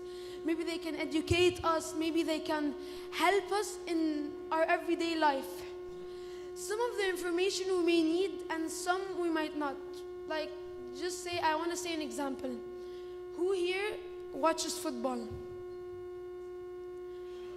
Okay, I can see some of you watch football. So I want to say something. For example, when I was scrolling on Instagram, I saw that, you guys know Muhammad Salah, right? I saw that he was he re-signed his contract again with Liverpool. He extended it to 2027. I was, no, this is not real. I don't know if this is reliable or not. I checked many sources to check if this is right or not, and at the end it was right. So what I want to say is, at the start, when news was on paper, most of the news was reliable because it came from good sources that many people relied on. But nowadays, anybody can send any information on any platform. It's not always reliable. You're not sure what it is. And nowadays, it's very easy for anybody to use social medias.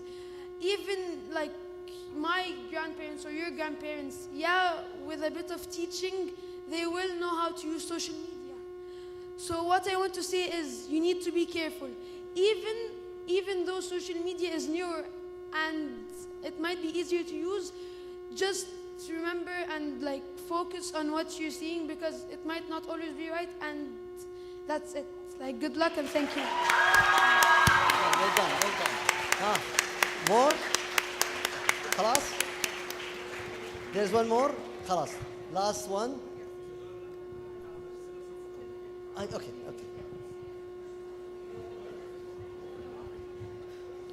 Okay, we have two, and that's it. Then I will give you a conclusion for what they said, and then we'll see who's gonna win. Relax. Ready? Okay, you're gonna do.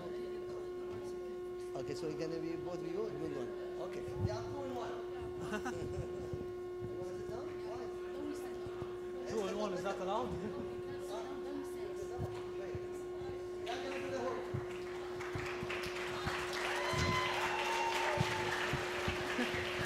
Hey Mohammed, can you remind us what today's question was? Well, today's question, Farid, is what is the importance of journalism in the era of social media? For For example, fact checking would be a very good example. We've all of us probably watch football or basketball, any other sports. And maybe if someone is transferring to another team, you need to fact check that. And I'm pretty sure no news article would have that on. Well, there are different various social media apps. For example, we have Instagram, TikTok, and many of these, which we can all use to know information about everyday news. With the world flooded with reels, TikToks, twits, anything like that, it would really give you very useful information.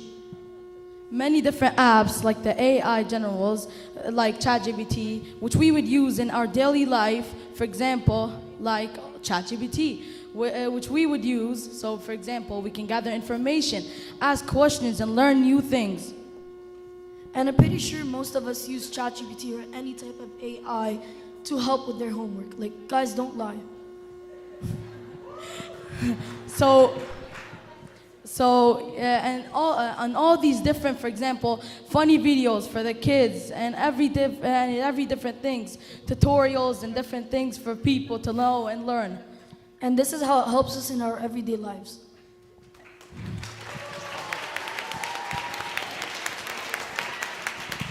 Well, this is the last one. If it's up to me, I will give them all the trophies. Say, please, give them some hands, please, for them, please. Well done, coming in.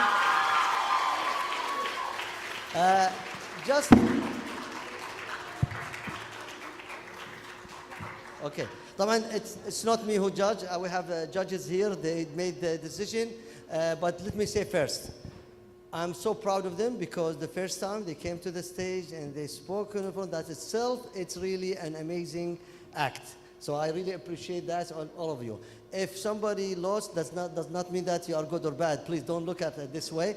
The judge, it's just, they look at it. It's just one note. I'm not going to say whose, but in general, they got confused between making a statement and a hook.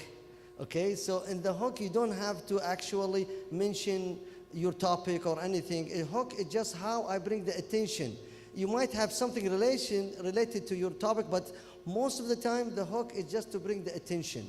Don't go too much in details because this is gonna go away from the hook. Otherwise, I'm really, honestly, I'm not saying this one just to make them happy, but honestly, they did excellent job. And I really appreciate for those. Some of you, they told me I'm nervous, but when they came here, they done excellent job. Okay? But once again, don't hate me. I'm not selecting the number one. And if you are Barcelona, I think you're gonna win today. If you are Real Madrid, you are not. So just kidding. Number one, the judges selected. What is your name? Mazen.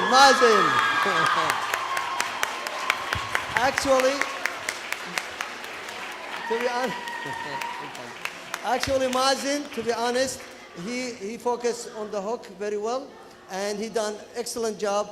Also, they did excellent job, and he's the winner for today. Thank you very much, Mazen. Anyway, this is the end of my time. I really appreciate your listening, and I hope you enjoy my public speaking. And good luck, and we'll come back to see you one day in Gust. See you. Bye. But before we send off Dr. Ali Dashti, first of all, I'd like to thank him for your time. I'd also like to welcome my colleague Jumana. She has a few things to say.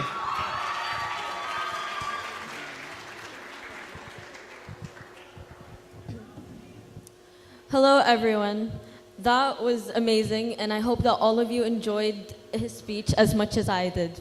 I'm here to share a sincere thanks to Dr. Ali Dashti for your kindness and generosity to lend a hand for the public speaking workshop.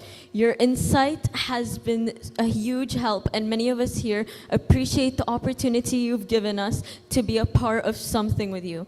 As a thank you, on behalf of the ESF Oracle, I would be honored to present you with a gift as a way for us to express our gratitude. Thank you for coming.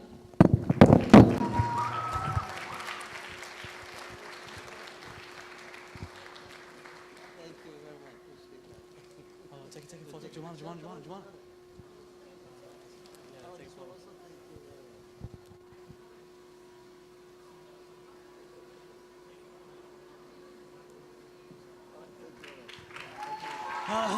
يلا يعطيك العافية.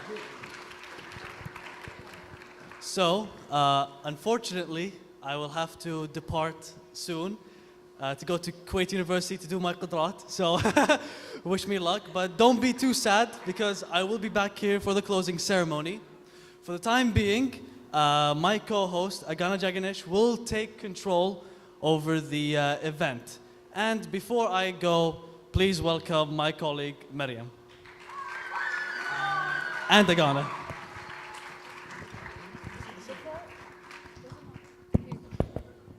Before we continue with the conference, we all have a short 30-minute break. Please make your way to the playground to maybe grab some refreshments, stretch your legs, and we have a 360 camera set up where you can take pictures, photos, videos with your friends.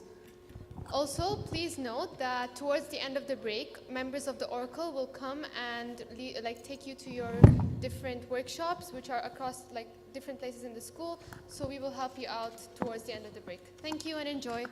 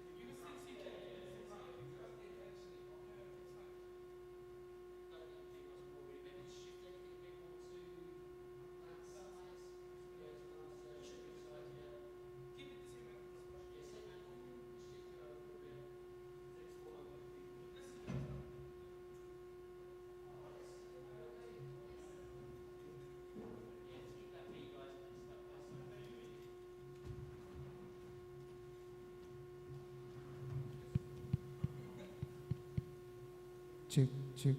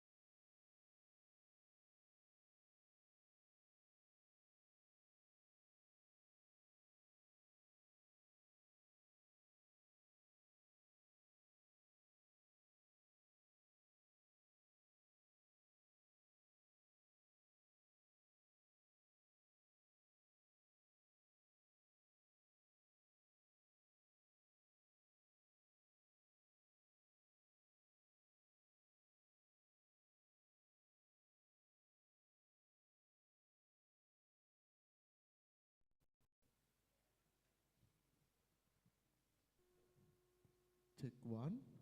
Testing 1, 2, 3. Check one.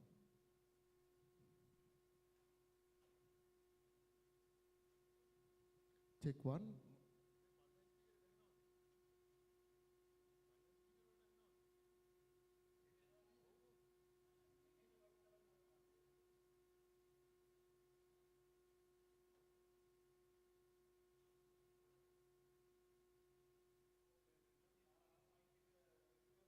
Oh.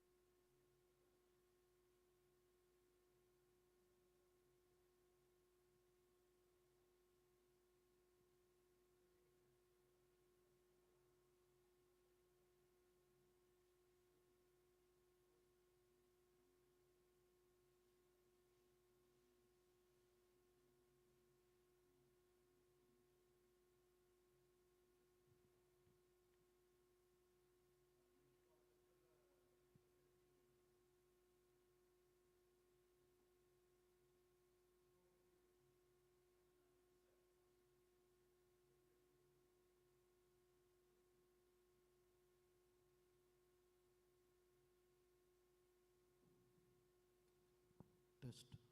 Testing. Mic test 1, 2, 3. Yes, sir.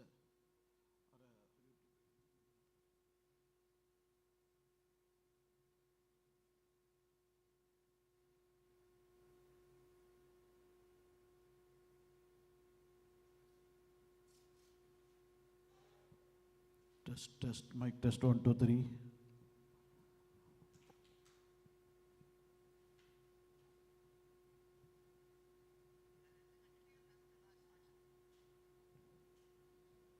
Test. Mic test 1, 2, 3.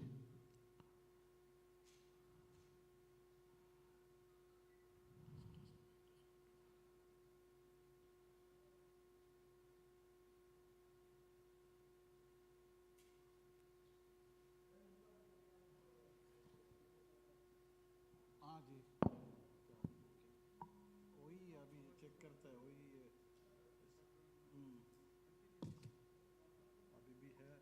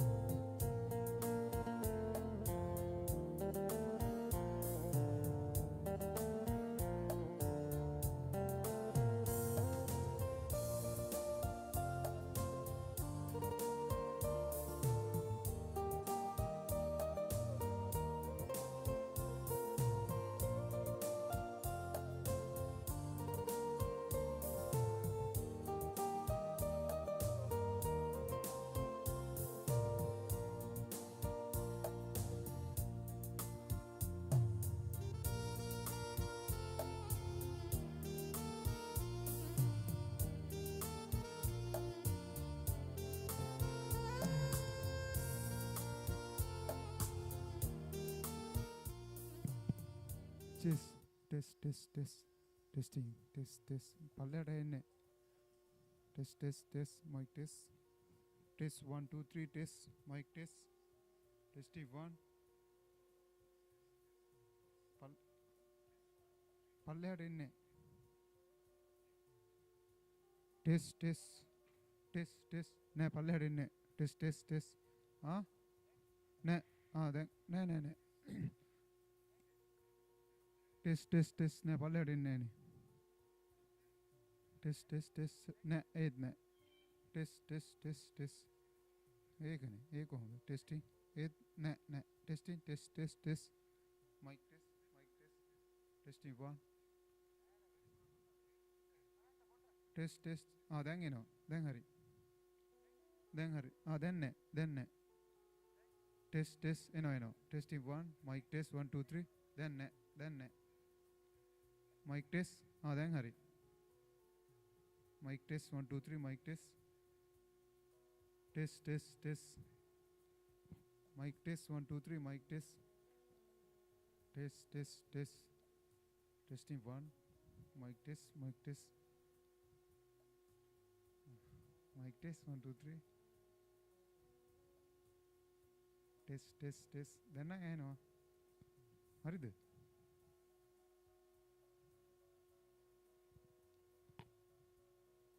Test, test. Test, test, test, test. Mic test. Testing 1. Mic test 1, 2, 3. Mic test. Test. Then I test, test, test. Test, test, test. Mic test. Testing 1, testing 1. Then I know. Mic test 1, 2, 3. Mic test. Test, test, test. Testing 1. Mic test. Test 1, 2, 3. This a mic, no, Test mic test. This Test. Mic test 1, 2, 3. This Test.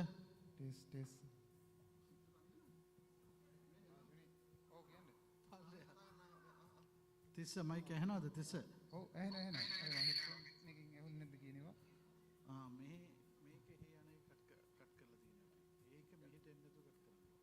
Test. Palle hada hai no mic test. Test. Ox 2 එක Oh. ඒකට දෙන්න ඕනේ. මම කැමරාව ඉස්සරහා ඉන්නේ. පේනවද? This එහෙනවද? ඒකට එකක් දීලා තියෙනවා. B එකට දෙන්න. This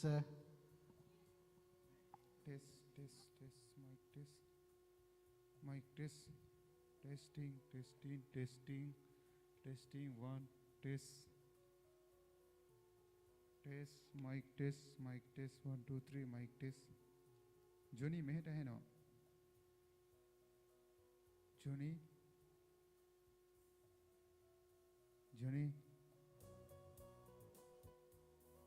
John. Testing 1. Testing 1. Test.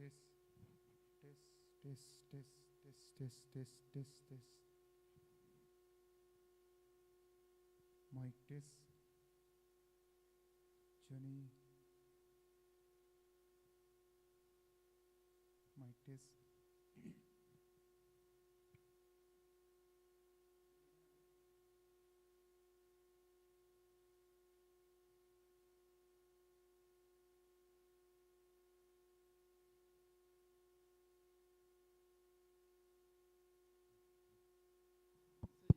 testing mic test.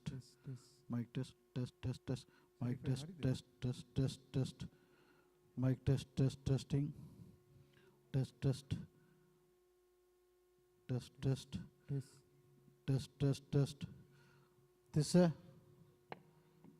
This යාට හෙන්නේ යාව කට් කරලා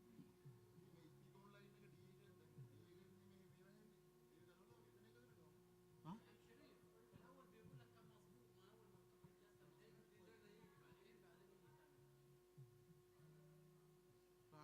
ما يسوي شيء هذا لا أنا ما يركب هو نفسه ثواني شوف الحين في زنة أنا ما يمسك شيء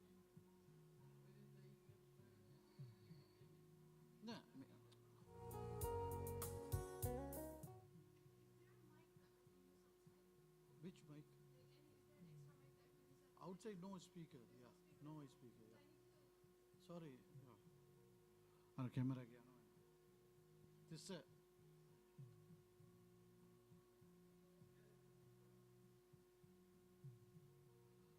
This.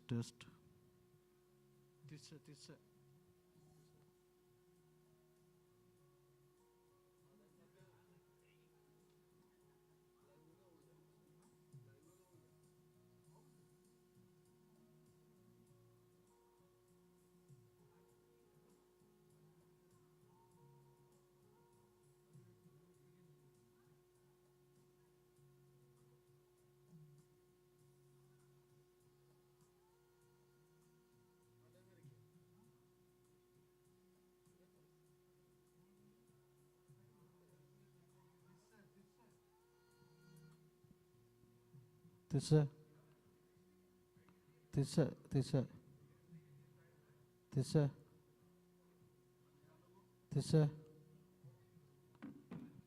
Test. No matter. Test. Testing.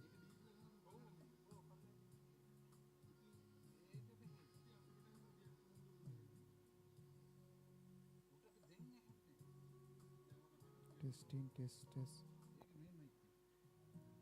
Mic test. Test. Mic testing. Test. Mic testing.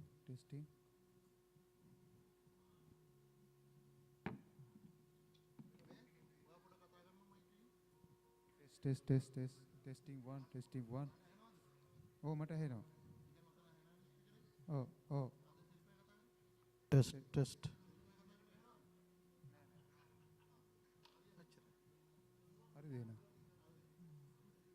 Are ne?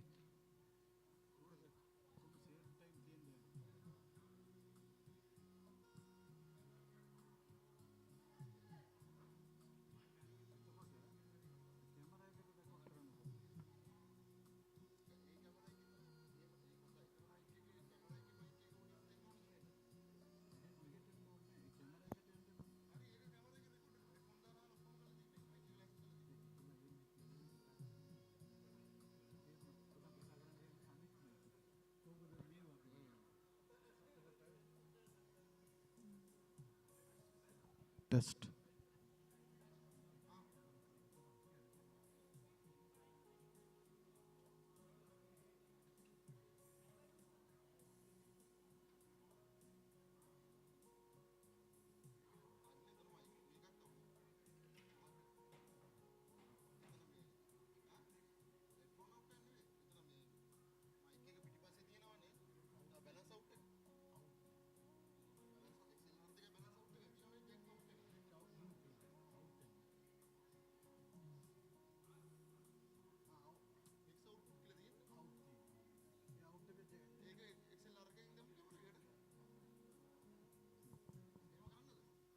XLR करेंगे हमने मैं तीन हाँ मैं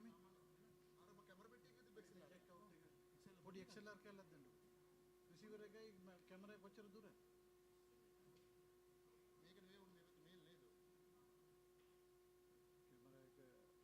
कैमरा के email the mail hang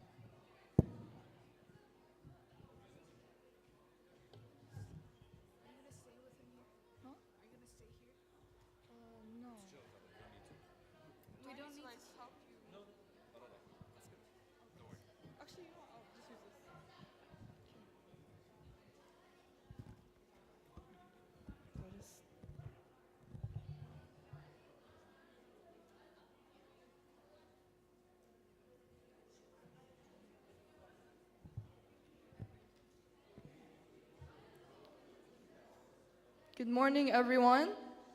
May I have your attention, please? Okay, so hi, if you guys don't know me, my name is Tanya. I'm part of the ESF Oracle team, and I welcome you to this year's photography workshop. So in this workshop, you will learn about the different aspects and elements of photography, as well as capture various stories through the lens with the help of a very skilled photographer. In addition to having an amazing curly hair routine, he is a public relations and advertising graduate. Moreover, he specializes in digital content creation and has harvested many years of experience in creating engaging media for clients, brands, and his own creative ideas. Proficient in capturing and crafting stories from event coverage to documentaries that strengthen social media presence and connect audience. So, without further ado, everyone please help me welcome Mr. Hassan Qurban.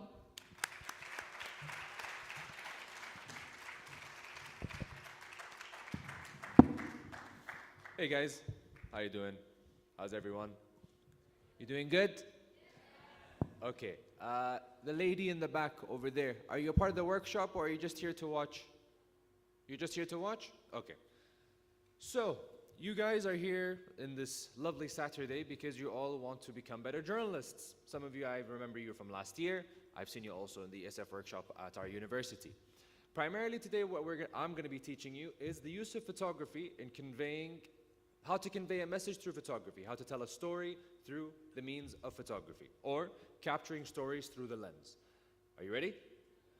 Before I begin and delve deep into all these different aspects, first we're going to look at a couple of photos. I don't know if the color is exactly the same as how it is in the image, but I would like you guys to look at this image, and I would like one of you to tell me what story is the image telling you. Glasses. Can we get him like a mic or something? Would that be possible? عشان نسمع صوتك.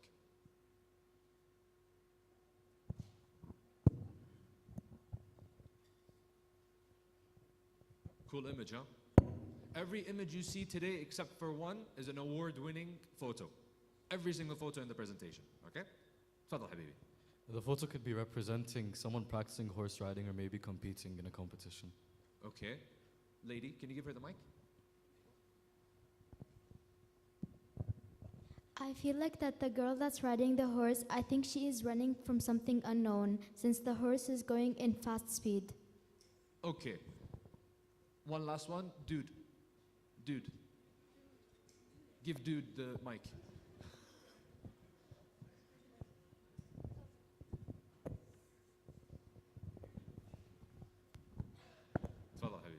I feel like the girl who's riding the horse is practicing for an upcoming competition, or maybe practicing and becoming better of horse riding. حلو. The image is very the image is very self-explanatory, correct? It's a lady who's riding a horse, and there's obviously some form of competition. There's also obviously some form of intensity in the image. You all agree on this? Okay? The image gave you a feeling, gave you a story. Immediately, you all understood what it was. Let's look at another image. This image. What does it look like? What is it? What is the story you're getting from this image? Where's the mic? Mic. تفضل بعدين تعطيها حق واحدة ثانية, okay? تفضل. Okay, I see a bunch of people swimming with the head caps on, and it's colorful. حلو. Okay. Someone else? It's with dude, big dude. There's a lady over there. Yes. It could just be a swimming competition. Okay. In the front, right there. I'm guessing the sibling of the photographer. Like there's a competition going on, and like they're not being friendly at all. حلو. Okay, so can you tell me what's and what is the thing that pops out to you about this image? Just you.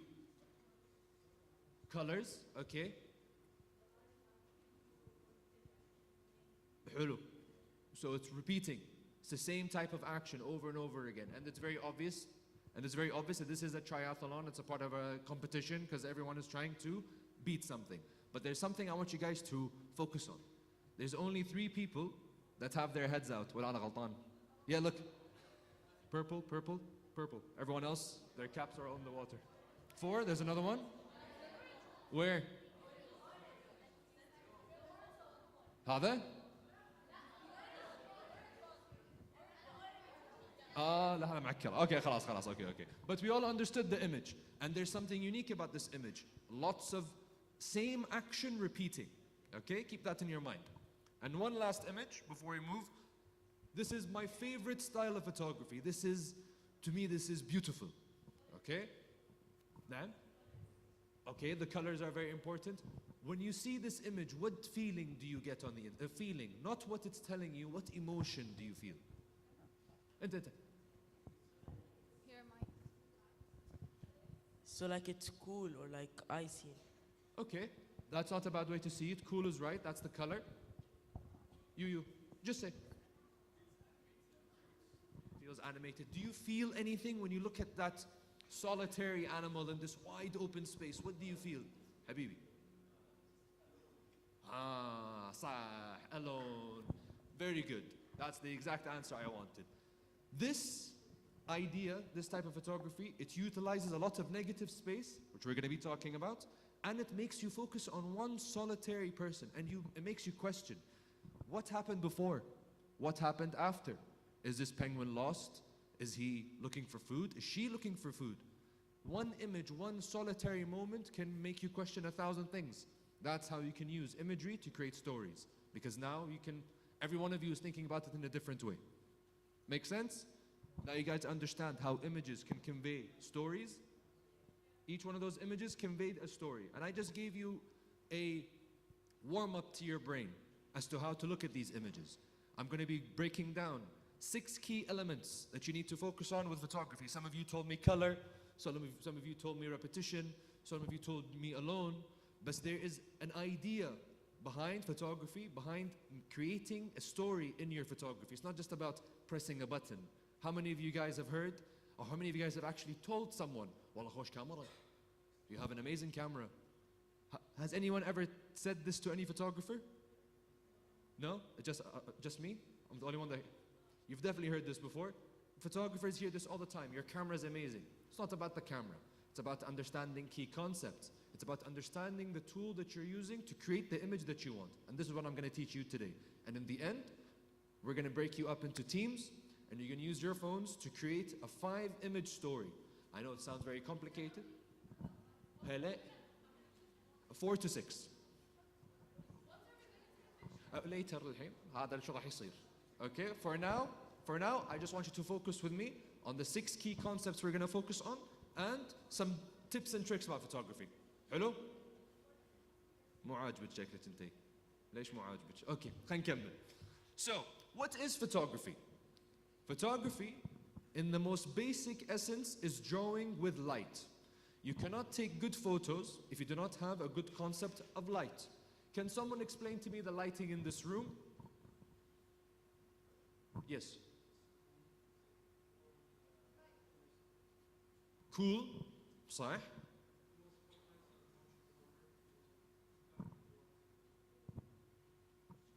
He used two important words, cold and warm. I want you to remember that, okay? Do you think the lighting in this room is good? For your eyes, it's good. You can see. But do you think if you wanted to take photos, these lighting is the most optimal way to take? What do you think would make this just a little bit better? I'm not trying to be harsh on ESF here. I'm sorry. I'm just trying to use it as an example. لا بالنص.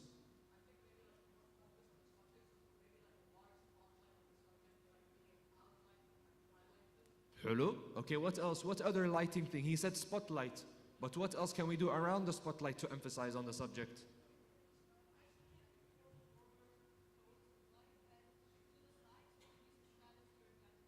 Hello, see? Shadows. Remember this, lights and shadows. That's photography. One last one, then we're going to move on. تفضل. LED you mean, right? Yeah, okay.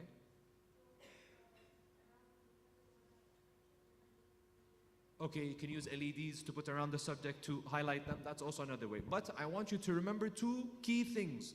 The one who said, highlight the subject, put a light on them. And the lady that said, focus on the shadows. Because that's what photography and taking good images is all about. It's all about the light and the shadow and how you balance them between each other. Okay? كلكم معي؟ في أحد مضيق؟ Everyone's on the same page? Yeah. حلو. Okay. So we're going to talk about 6 key elements. And if you guys want to write these down, I recommend, because we're going to build on each single one, piece by piece. You could take pictures, you can write it, I don't care, but you can remember it. Okay? The 6 key elements to any image are as follows. You have the subject, i.e. me. You have the emotion, i.e. positive, negative, happy, or sad. You have the composition. Composition is how things are arranged within the image. We're going to look in some examples in a little bit, and I'm going to give you some types of composition that you will use in your activity at the end. We have lighting, how lighting affects an image, why the lighting affects an image, and how the mood is changed by that specific lighting. And then at the end, we're going to look at an image, and we're going to talk about the detail within that image, from the environment, from the subjects, everything. Hello? Remember these 6 key concepts. Shall we move on? يلا. أول شيء. Subject and emotion. Very lovely image, I know. But this is an award-winning image from 2023, 2022. Wait, there's no questions yet. 2022, 2023. I want you to realize immediately from looking at this image, the feeling that you have is, okay, she's probably in a competition. She's probably really into it. Maybe a bit too into it. Maybe she needs to relax a little bit. Yeah? Sure, but if you're assuming this is how they do the breath out of the water. But the subject is very obvious, correct? The subject is who? And the story is what? And the reason you can connect the story to the subject is why? Wait, I want to hear her. ليش يعني how did you reach this conclusion?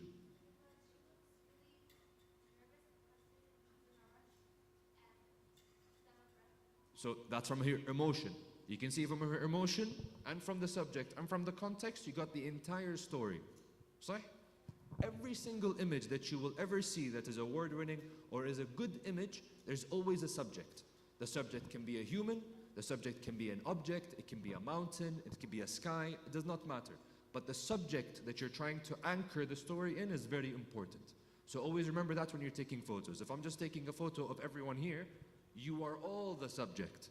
But if I come in very close to her writing, the subject is not her anymore. صح? It's what she's writing. It's about this conference. Correct? If I go, for example, outside and I take a picture of the E in ESF, will that make any sense? But if I stand a little bit back and I take ESF, you will know, okay, this is ESF. Yeah? So it's all about what you put in your frame, what's the subject you're trying to show, and the emotion that is conveyed in the image. Okay, we're going to build on step by step on each single image, but I want you to remember these things because they're going to be very beneficial for the next slides. Then we have composition. Here we're going to spend a little bit of time, and this is what you guys are going to be using for your activity at the end, the most important part, okay, which is the composition, the arrangement of elements within your frame. Now, take a photo of the top one. I'm going to go around the gig. Hi. Okay.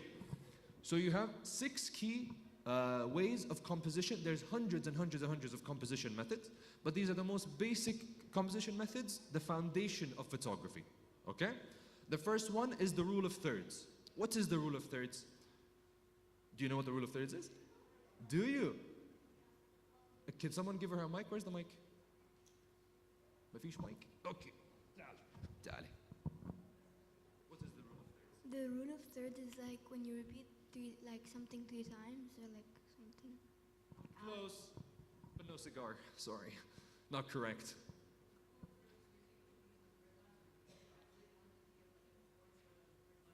Perfect. The grid lines. If you guys, soon you're going to be opening your iPhones and you're going to be seeing some sort of grid.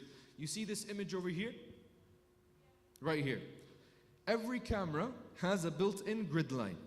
This grid line is a scientific method as to where your eyes naturally go. How many of you guys, when you take photos of your friends, you always put them in the center? Yeah, always in the center. That's the worst place to take photos because it doesn't. Let me explain to you. Naturally, your eyes are always attracted to these points. One, see these? Where they intersect. Not in the center. If you put someone's head right here, it will not work. These are the intersection points where you would prefer to put your subject, if you're following the rule of thirds. Okay? So there's not a, you have to do it 100%, but if you're following the rule of thirds, you have to put your subject within these connections. Make sense? Make sense? You sure? No? تبي عيد? Okay, I'll repeat one more time. Huh? Okay, انزين. حلو. Then we have something called a leading line. Leading line is this. Whenever you're taking a photo, all you're trying to do is you're trying to take the person who's watching the image, you want to know where their eyes are going to look. If I send you an image of the fish, this one, I don't want you to look here. I want you to look right here. That's the framing that I'm creating. That's the composition I'm creating to convey the message I want to convey. It's not just about taking an image. It's about, I'm already thinking, when I take this image, where are people going to look? What am I trying to show? What am I trying to convey? Okay? Hello? Okay. Now, leading lines. You're leading the eyes, you're guiding the line, you're guiding the subject's eyes, you're guiding the viewer's eyes to the subject using leading lines. If I was going to take a photo in this room using leading lines, how would I take it? From the back till here. And what is the leading line in this context? Hulu. Another method of using leading line in this room. Not from the three obvious people who know how to take photos. Do you have an answer? أنت المقتر. أي. كذي? Using this? صح. بس خلاص. There's only two ways really to take leading lines in this room. You have this line over here. If there's someone standing on the edge over there, you would take a photo from the end and you would use the leading line of the edge of the theater to lead the subject eyes to there. If I take the photo from here, there's nothing interesting. صح? If someone is standing, let's say I'm standing over here. Hello? And I'm giving a lecture, which I'm doing right now. And someone takes a photo of me from there, from behind the screen. Is that interesting? What if someone takes it outside and makes me fit within the door? Is that a nice image? Hello. That is a concept of photography. I think I have it here. Yes. Framing. Framing. I'm sure all of you have seen those nice photos on Tumblr where it's like a tree hole and there's someone holding someone's hand. Or there's like, yeah, I'm sure. And then there's like a ship and he's like in a boat and then he looks at another boat outside and it's framed within another frame. This is a technique of photography, which is using a frame to create a frame within a frame. It's kind of frameception, if you know what that even means. Okay? Frameception. You're already creating the frame within the image. Okay? The frame is not the image, the frame is within the frame. Frame. Hello? Hello. So use doors, use windows, use whatever your imagination can see. Even the gap between the chairs can be used as a frame. Yeah? Your fingers, everything can be used as a frame as long as the subject is within the parameters of that frame. Hello? Now, negative space. You remember the photo of the penguin? Yeah, you remember it in your head? How there was a lot of negative. Let me just go back just so we can have an image of it. See how there is so much empty space. And okay, it's ice, but it's not really telling me much. It's just ice. But it's all of this negative space is pushing you towards that one subject. And this is a method of photography. If I want to take a nice photo of someone, and I'm there's too much action behind. You usually put them on a white background, right? You take them on a wall and you take a photo of them. Why do you think you do that?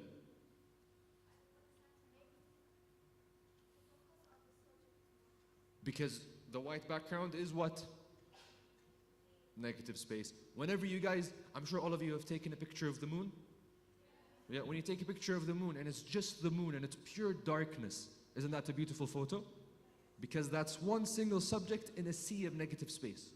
This is a feeling in photography. It's conveying emotion. They use it to manipulate you. Be careful. Okay?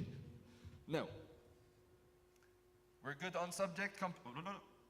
Okay, we're good on negative space. Remember the people swimming? The one where there's 4 people with heads? That used patterns. There was a pattern between them. They're all with their hands out. Everyone was wearing a cap. It was appealing to look at. It was comfortable to look at. You know those soap videos? The ASMR soap videos? Yeah, those follow this rule. Symmetry and patterns, because they usually make cuts and they make sounds and everything is nice and organized. If you watched an ASMR video of someone, a mukbang, I'm sure all of you have watched mukbangs. Of course. If the food was behind him and he was eating, it's not as nice when the food is right in front of the camera and he's like, صح? That follows a symmetry and patterns. It's creating a frame for you. There's a reason for everything in an image. Okay? We're good with all these 5 so far? Everyone متمك inshallah. Yeah, right. Everyone good with the key concepts? Leading lines, framing, negative space. ليش مو عاجبك؟ أنت ليش مو عاجبك؟ بفهم أنا.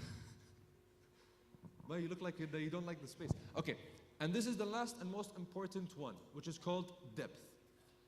ليش هذه sorry, why did I make this the last one? Because this is the one that most people don't understand. Okay?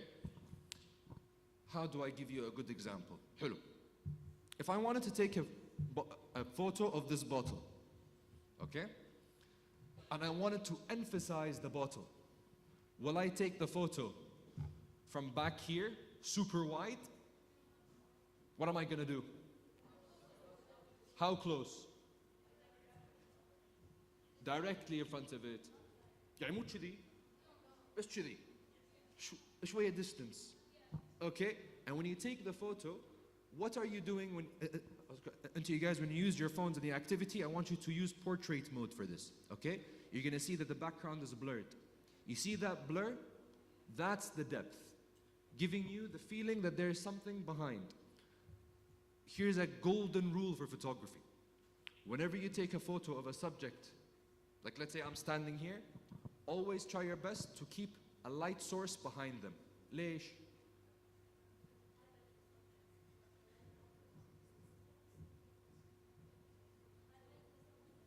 You're correct, but that's for video, not for this. بس صح من ناحية الفيديو أنت 100%.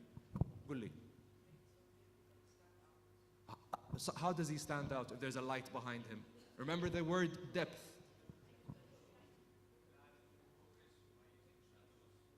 No. Exactly. It gives the feeling that there's something behind him. Watch any movie, any TV show you watch today.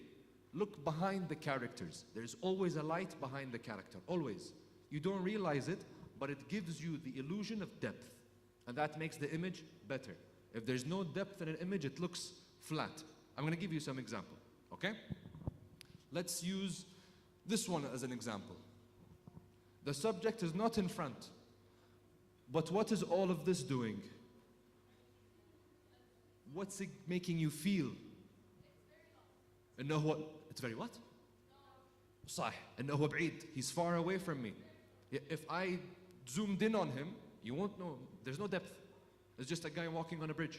But because I'm using the idea of distance, because it's pure darkness here and it's pure light, any darkness, light, darkness, this use of colors and shadows gives the viewer the feeling of depth. And if beginning, middle, end, it's a 3D image. حلو؟ يعني أحس نصكم ضايعين بس عادي. Okay. انزين. Please don't forget these because you will use these in your activity in the end. Okay, and I will be judging you, and one of you will be getting an award. Only one person in this entire group, who I think is a really good photographer. I thought it was 20 people, didn't know it was 60. Okay. Now, lighting and mood. Ladies, what does this lady make you feel like?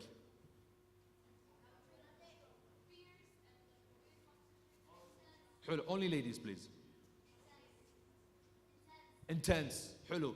Beasts. She knows how to fight. Confidence. حلو. Passion. Very lovely. Determination. If I took this photo in very bright light, would you feel the same way? What's making you feel the intensity? And where are the shadows hitting, and all the things in the image. One of you explain to me what you see in this image, where the light hits, where the shadow. See the guy behind her, he's not fully showing, he's a bit mystical, because he's the one judging her. Look at the people in the background, you don't see their faces, but these people who are judging her as well, she's so poised, she's so focused, the light is fully on her like a hero shot. It's giving you all these touches to build the story of what? A lady who is fierce, strong, all that. Hello? If we took it in a super bright room, she'll just be a lady doing a kick. And if we did it in a super dark room, you won't see anything. Exactly. Now, what about this one, Shabab? Only dudes. This one. Yes, dude.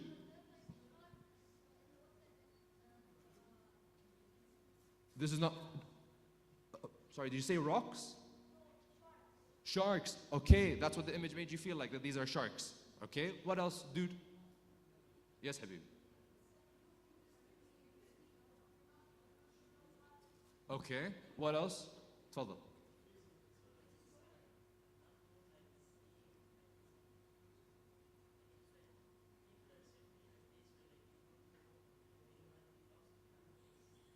Okay, this is what you see from it. Okay, last one. شو بيعلي صوتك حبيبي؟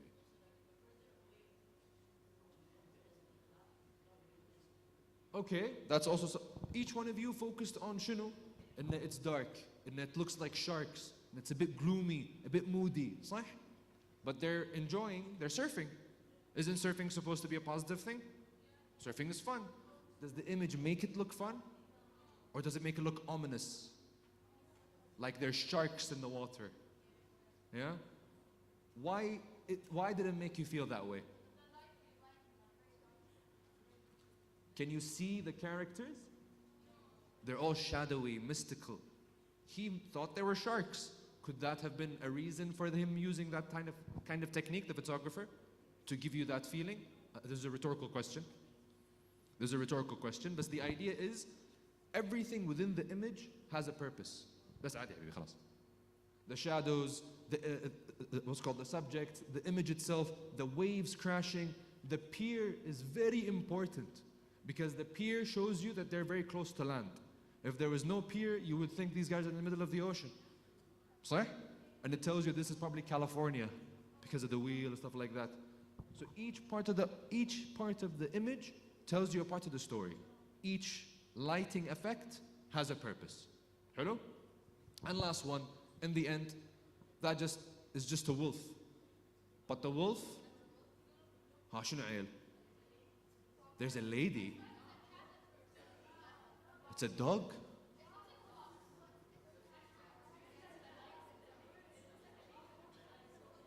This looks like a lady.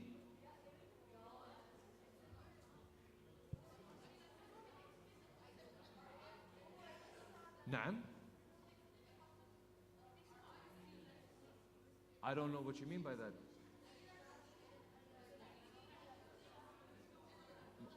This is up to your brain. But, guys, I put this image for a reason. If I want, I will ask you guys. I put this image there for a reason.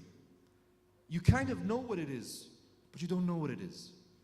And it's a waterfall, and there's a wolf jumping across a small little sliver of water, but is it like abstract art? Is it a lady with blonde hair? Is it some sort of angelic story? Is it something to do with heaven? It's a very beautiful, mystical image. And how does the photographer convey that to you? Using what technique? What key concept of photography? How? Let's hear it, please.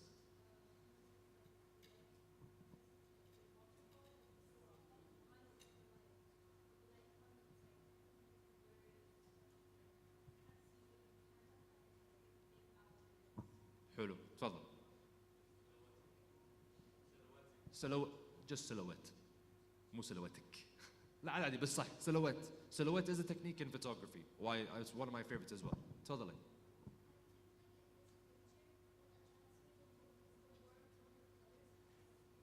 Did you say warm tone?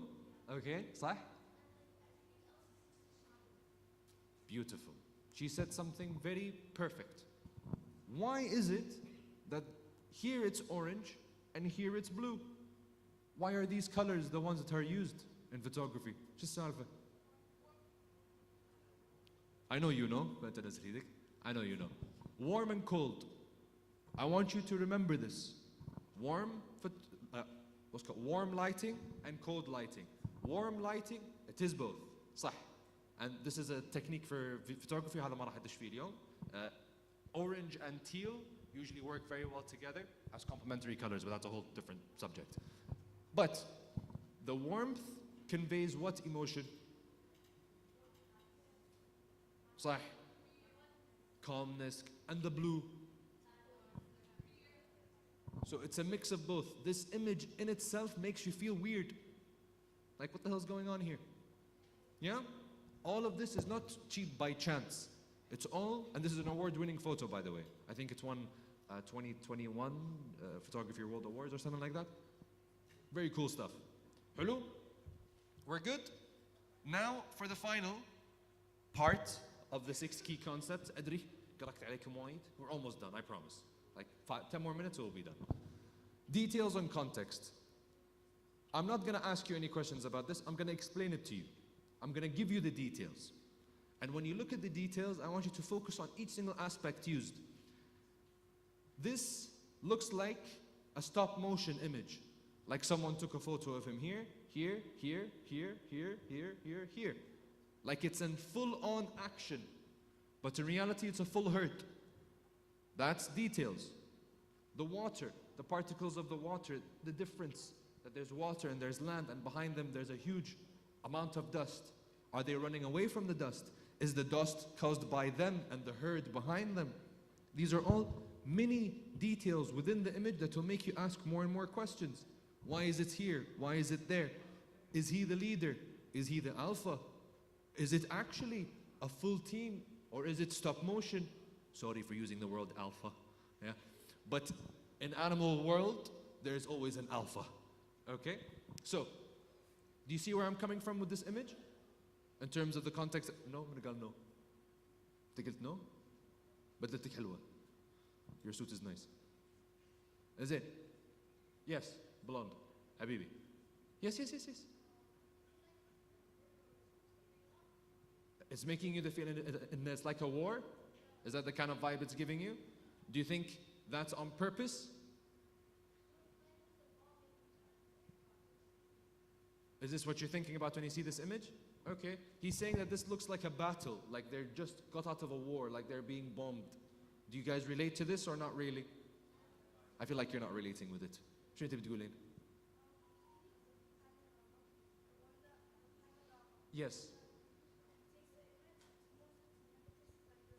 Oh, so do you think it is one subject? And he's just using a panorama to make it duplicate. Okay. This image, sorry, because we don't have that much time. I really love your enthusiasm though, okay? This one on motion image in 2024 Global Photography Awards. It's actually a herd of them. But the image is so well captured that it tricks your mind into thinking that it's actually the same one. You just took and put them together. Oh, it's a full group. It's a herd. I'll send you the link by then. That's it.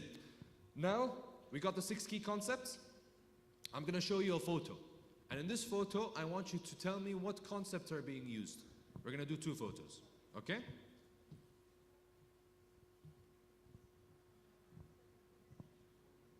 That's my photo. It's the only photo that doesn't have an award. Yet. Okay, what techniques are being used? Someone who didn't answer yet. في منكم متحمسين وايد حبيت. تفضلي. Where's the empty space? This and this. حلو. This is not empty space. But you're correct. There is a use of empty space. What else is being used?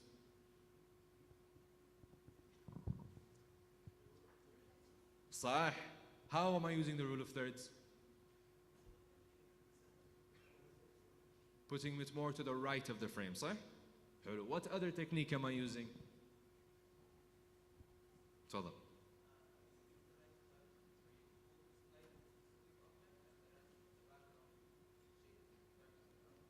صح. Good. If you guys can actually see the image is what color? Blue, shadowy. What am I trying to make you feel with this image? I'm going to tell you why I took this image.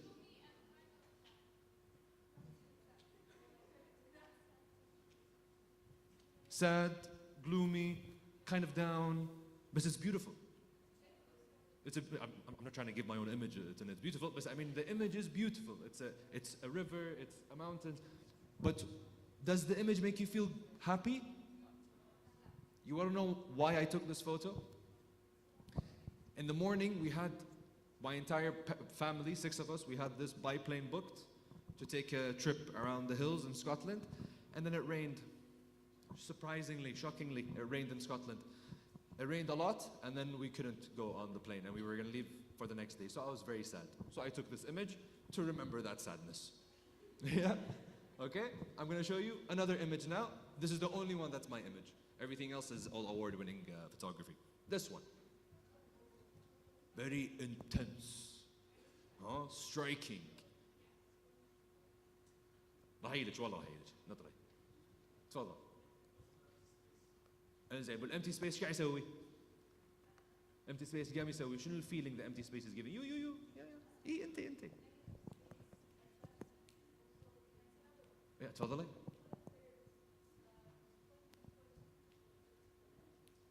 صح. So using the rule of thirds, using negative space. What's the feeling the image is giving you?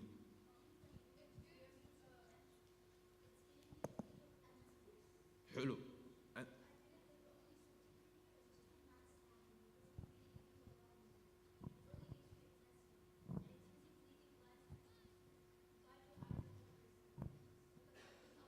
دي وين كانت تشوفين leading lines؟ There's no leading. صح, but it's not through the leading lines. I love الحماس. انتوا وايد متحمسين. I love it. Okay?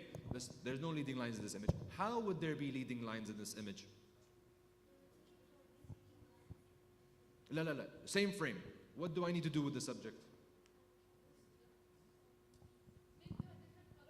Put him here. And use this as the leading line, kinda. شايف هذا fabric? If you put him on the end and he's on top of the darkness in the light, your eyes will use this guideline straight to him. Okay? What is he? شنو هو? Tell me. What is he? Glasses. I mean, you're both wearing glasses. انت حبيبي انت.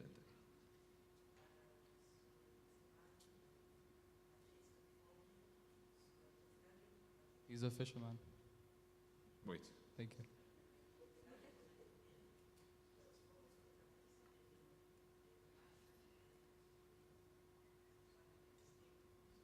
Could we say that he's a farmer? ليش? He has a bag, he's holding weeds, there's a field, he's isolated, fishing. Okay, so he's someone trying to get something, food, but he's alone, he's sad. Would you have gotten this feeling if the sky was blue? Would you have gotten the feeling if you saw all the shrubs in front of him? What if he had a cigarette in his mouth and he's chilling and he's... Sorry, Yani, I know that's... Sorry. But you get me. And every part of this image is conveying something. When I see this image, I see a man who's just going through the routine every single day. He's tired. His life is gloomy. Khalas. All I do is the same thing every day. I'm nothing but a shadow in my life. This is what I see when I see this image. Hello? In terms of photography, what you need for today's activity is these concepts. Understanding lighting, understanding composition, the different types of composition, leading lines, rule of thirds, to implement them into the activity. But before we do that, I'm going to give you a couple of pro tips. Everyone take a deep breath, please. Joey. Okay. Pro tips, but not really. They're not really pro tips, but they're pro tips, okay? Learn the tool. The tool that you have, learn it. Whether that's an iPhone camera, whether that's a pocket camera, whether that's a flash disposable camera, whether it's a mirrorless camera or a super expensive 50,000 KD camera. All of these are tools, and all of them follow the same rules, the same idea, the same 4 key fundamental ingredients to taking good photos. Whoever takes nice photos will be getting this by the end of the day. It's a disposable film camera from America. The exposure triangle. This is a bit more. You have three key components within the camera that you adjust depending on the type of photo you want to take. The ISO, I know, complicated, but I think this is called the international standard something, but don't think about it like that. The ISO is the amount of light your camera puts into the photo digitally. Okay? The higher the number is, the ISO, the more your camera is adding light to the image artificially. The more you add ISO, the worse the image looks. The less ISO, the sharper the image looks. Hello? This is not for today. This is for you if you want to continue in the world of photography. If you want to actually become a good photographer, you need to know these things. If you don't know these 4 things, you will never be a good photographer. Okay? No matter what camera you buy, no matter what lighting you get, if you don't understand ISO, if you don't understand aperture, if you don't understand shutter speed and white balance. Shall we go from white balance to ISO instead of ISO to white balance? Warm and cold, how many times did you guys say it today? A lot. White, warm and cold. Warm feeling makes me feel good, vibey, in a cold, gloomy, moody. That is called the white balance. The white balance within an image. In this room, would I make the white balance blue or would I make the white balance orange? Lesh? The lighting in here is blue. It's not a trick question, I'm being serious. Is the lighting in this room warm or is it cold? So in the camera, if I want the camera to take the exact image I'm seeing with my eyes, am I gonna put the settings in the camera as warm or cold? Why? Is it? It's to understand the entire cold, it's the camera, when you put it in a cold room, it will take the image how you see it. If we're outside ESF, under the sun, what would I make it? Warm. That's all I need you to know for white balance. If you want to learn more, Google it later. Okay? Shutter speed. Do you know what shutter speed means by any chance? انت شكلك تعرف.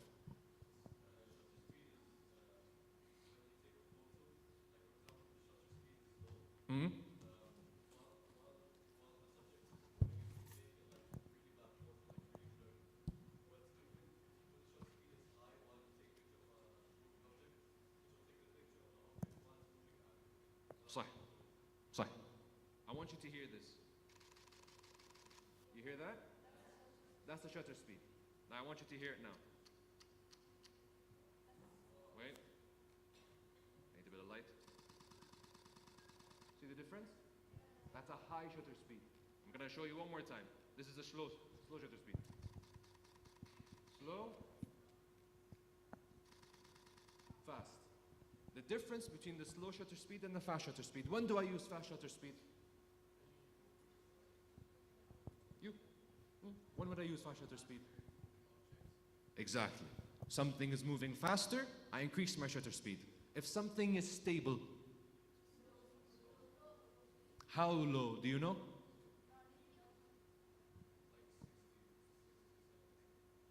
For video, yes. For photo, no. 100 to 200 if the subject is stable. This is for later. But the higher the number of the shutter speed, the faster the motion is. If something is running really fast, tick, tick, تصورينه. Okay? ISO is what? ISO is what? Do you remember?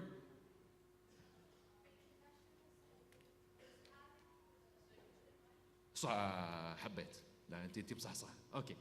Adding to the artificial light. Shutter speed. What shutter speed?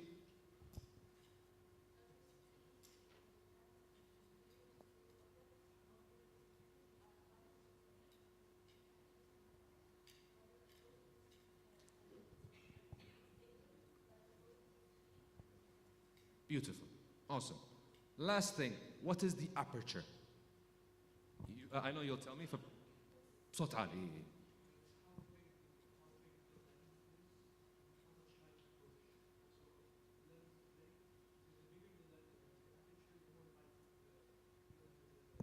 صح. صح. I'm going to explain what he says. I just want to know if do you know? صح. That's a much more basic way of saying it. Give me a moment so I can actually show you the best way is practical. You guys see this? It's like an eye. You see it? When the aperture number is low, 1.4, this opens super wide. Why does it open super wide? When would I want my aperture to be low? When it's super bright or when it's super dark? Exactly. When do I increase my aperture? Increasing the aperture doesn't mean making it wider.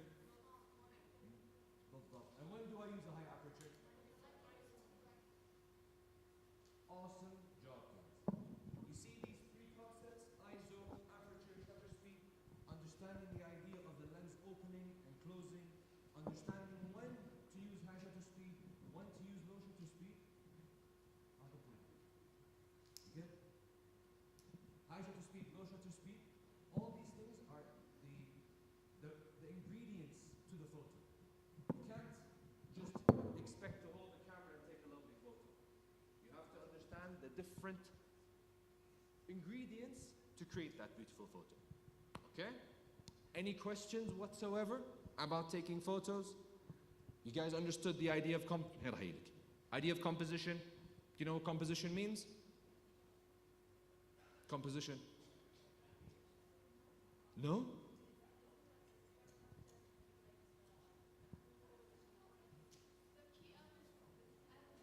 صح. And composition is what exactly? What does it mean?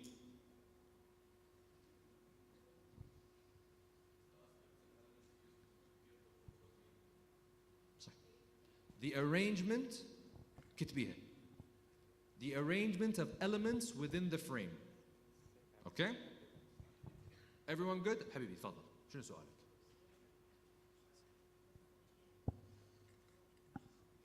Yes.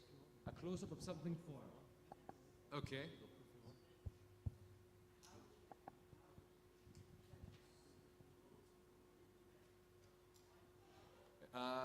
This is more of a technical question. You want me to answer you properly?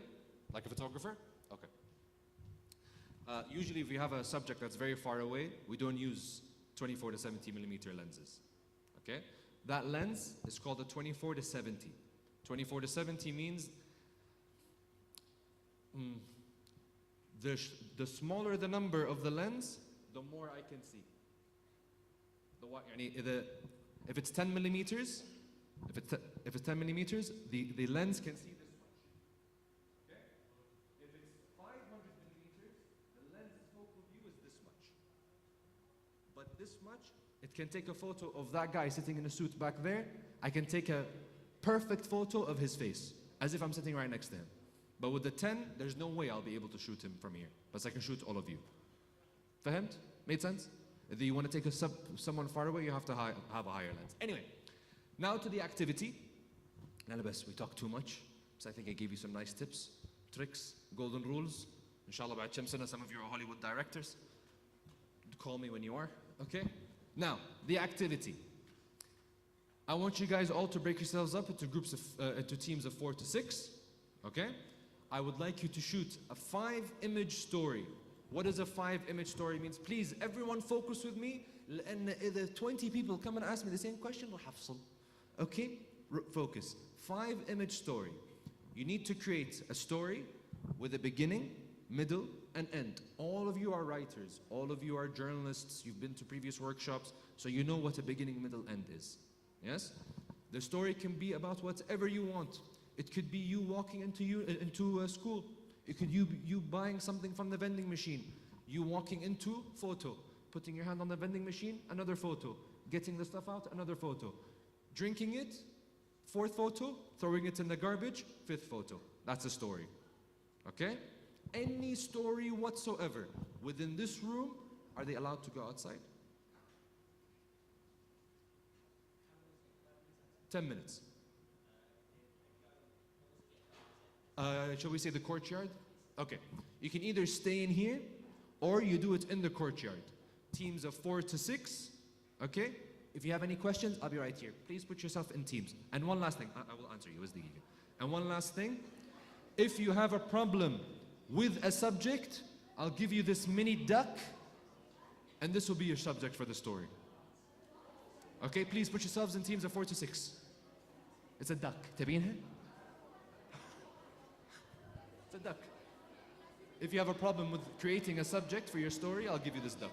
If you have a problem creating a story. I wash my hair every 2 days. I use Curl Nation. You know Curl Nation? He has better curls than me. His curls are amazing. يحسنوني my routine. روتينك أحسن شكله. What? Actually, I can ask for my routine.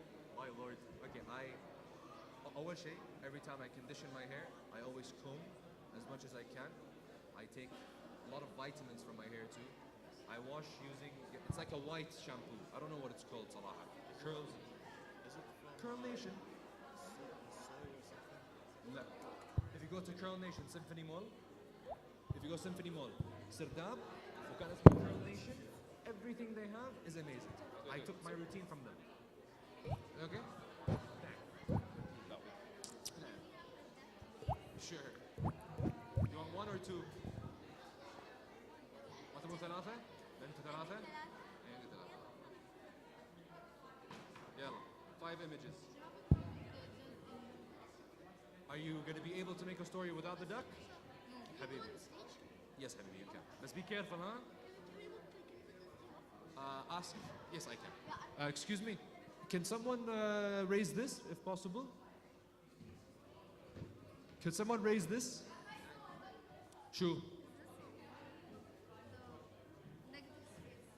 Not really, because there's water and sand and sky.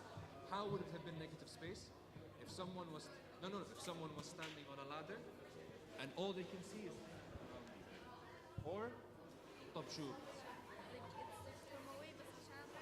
If you do this, هذه negative space. شذي depth. Okay?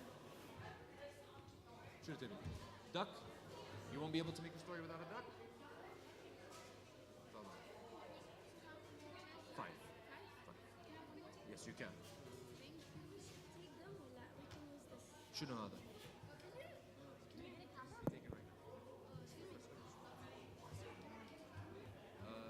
Yeah, sure. How about you do the task, then I'll do whatever you want after. Please. Oh.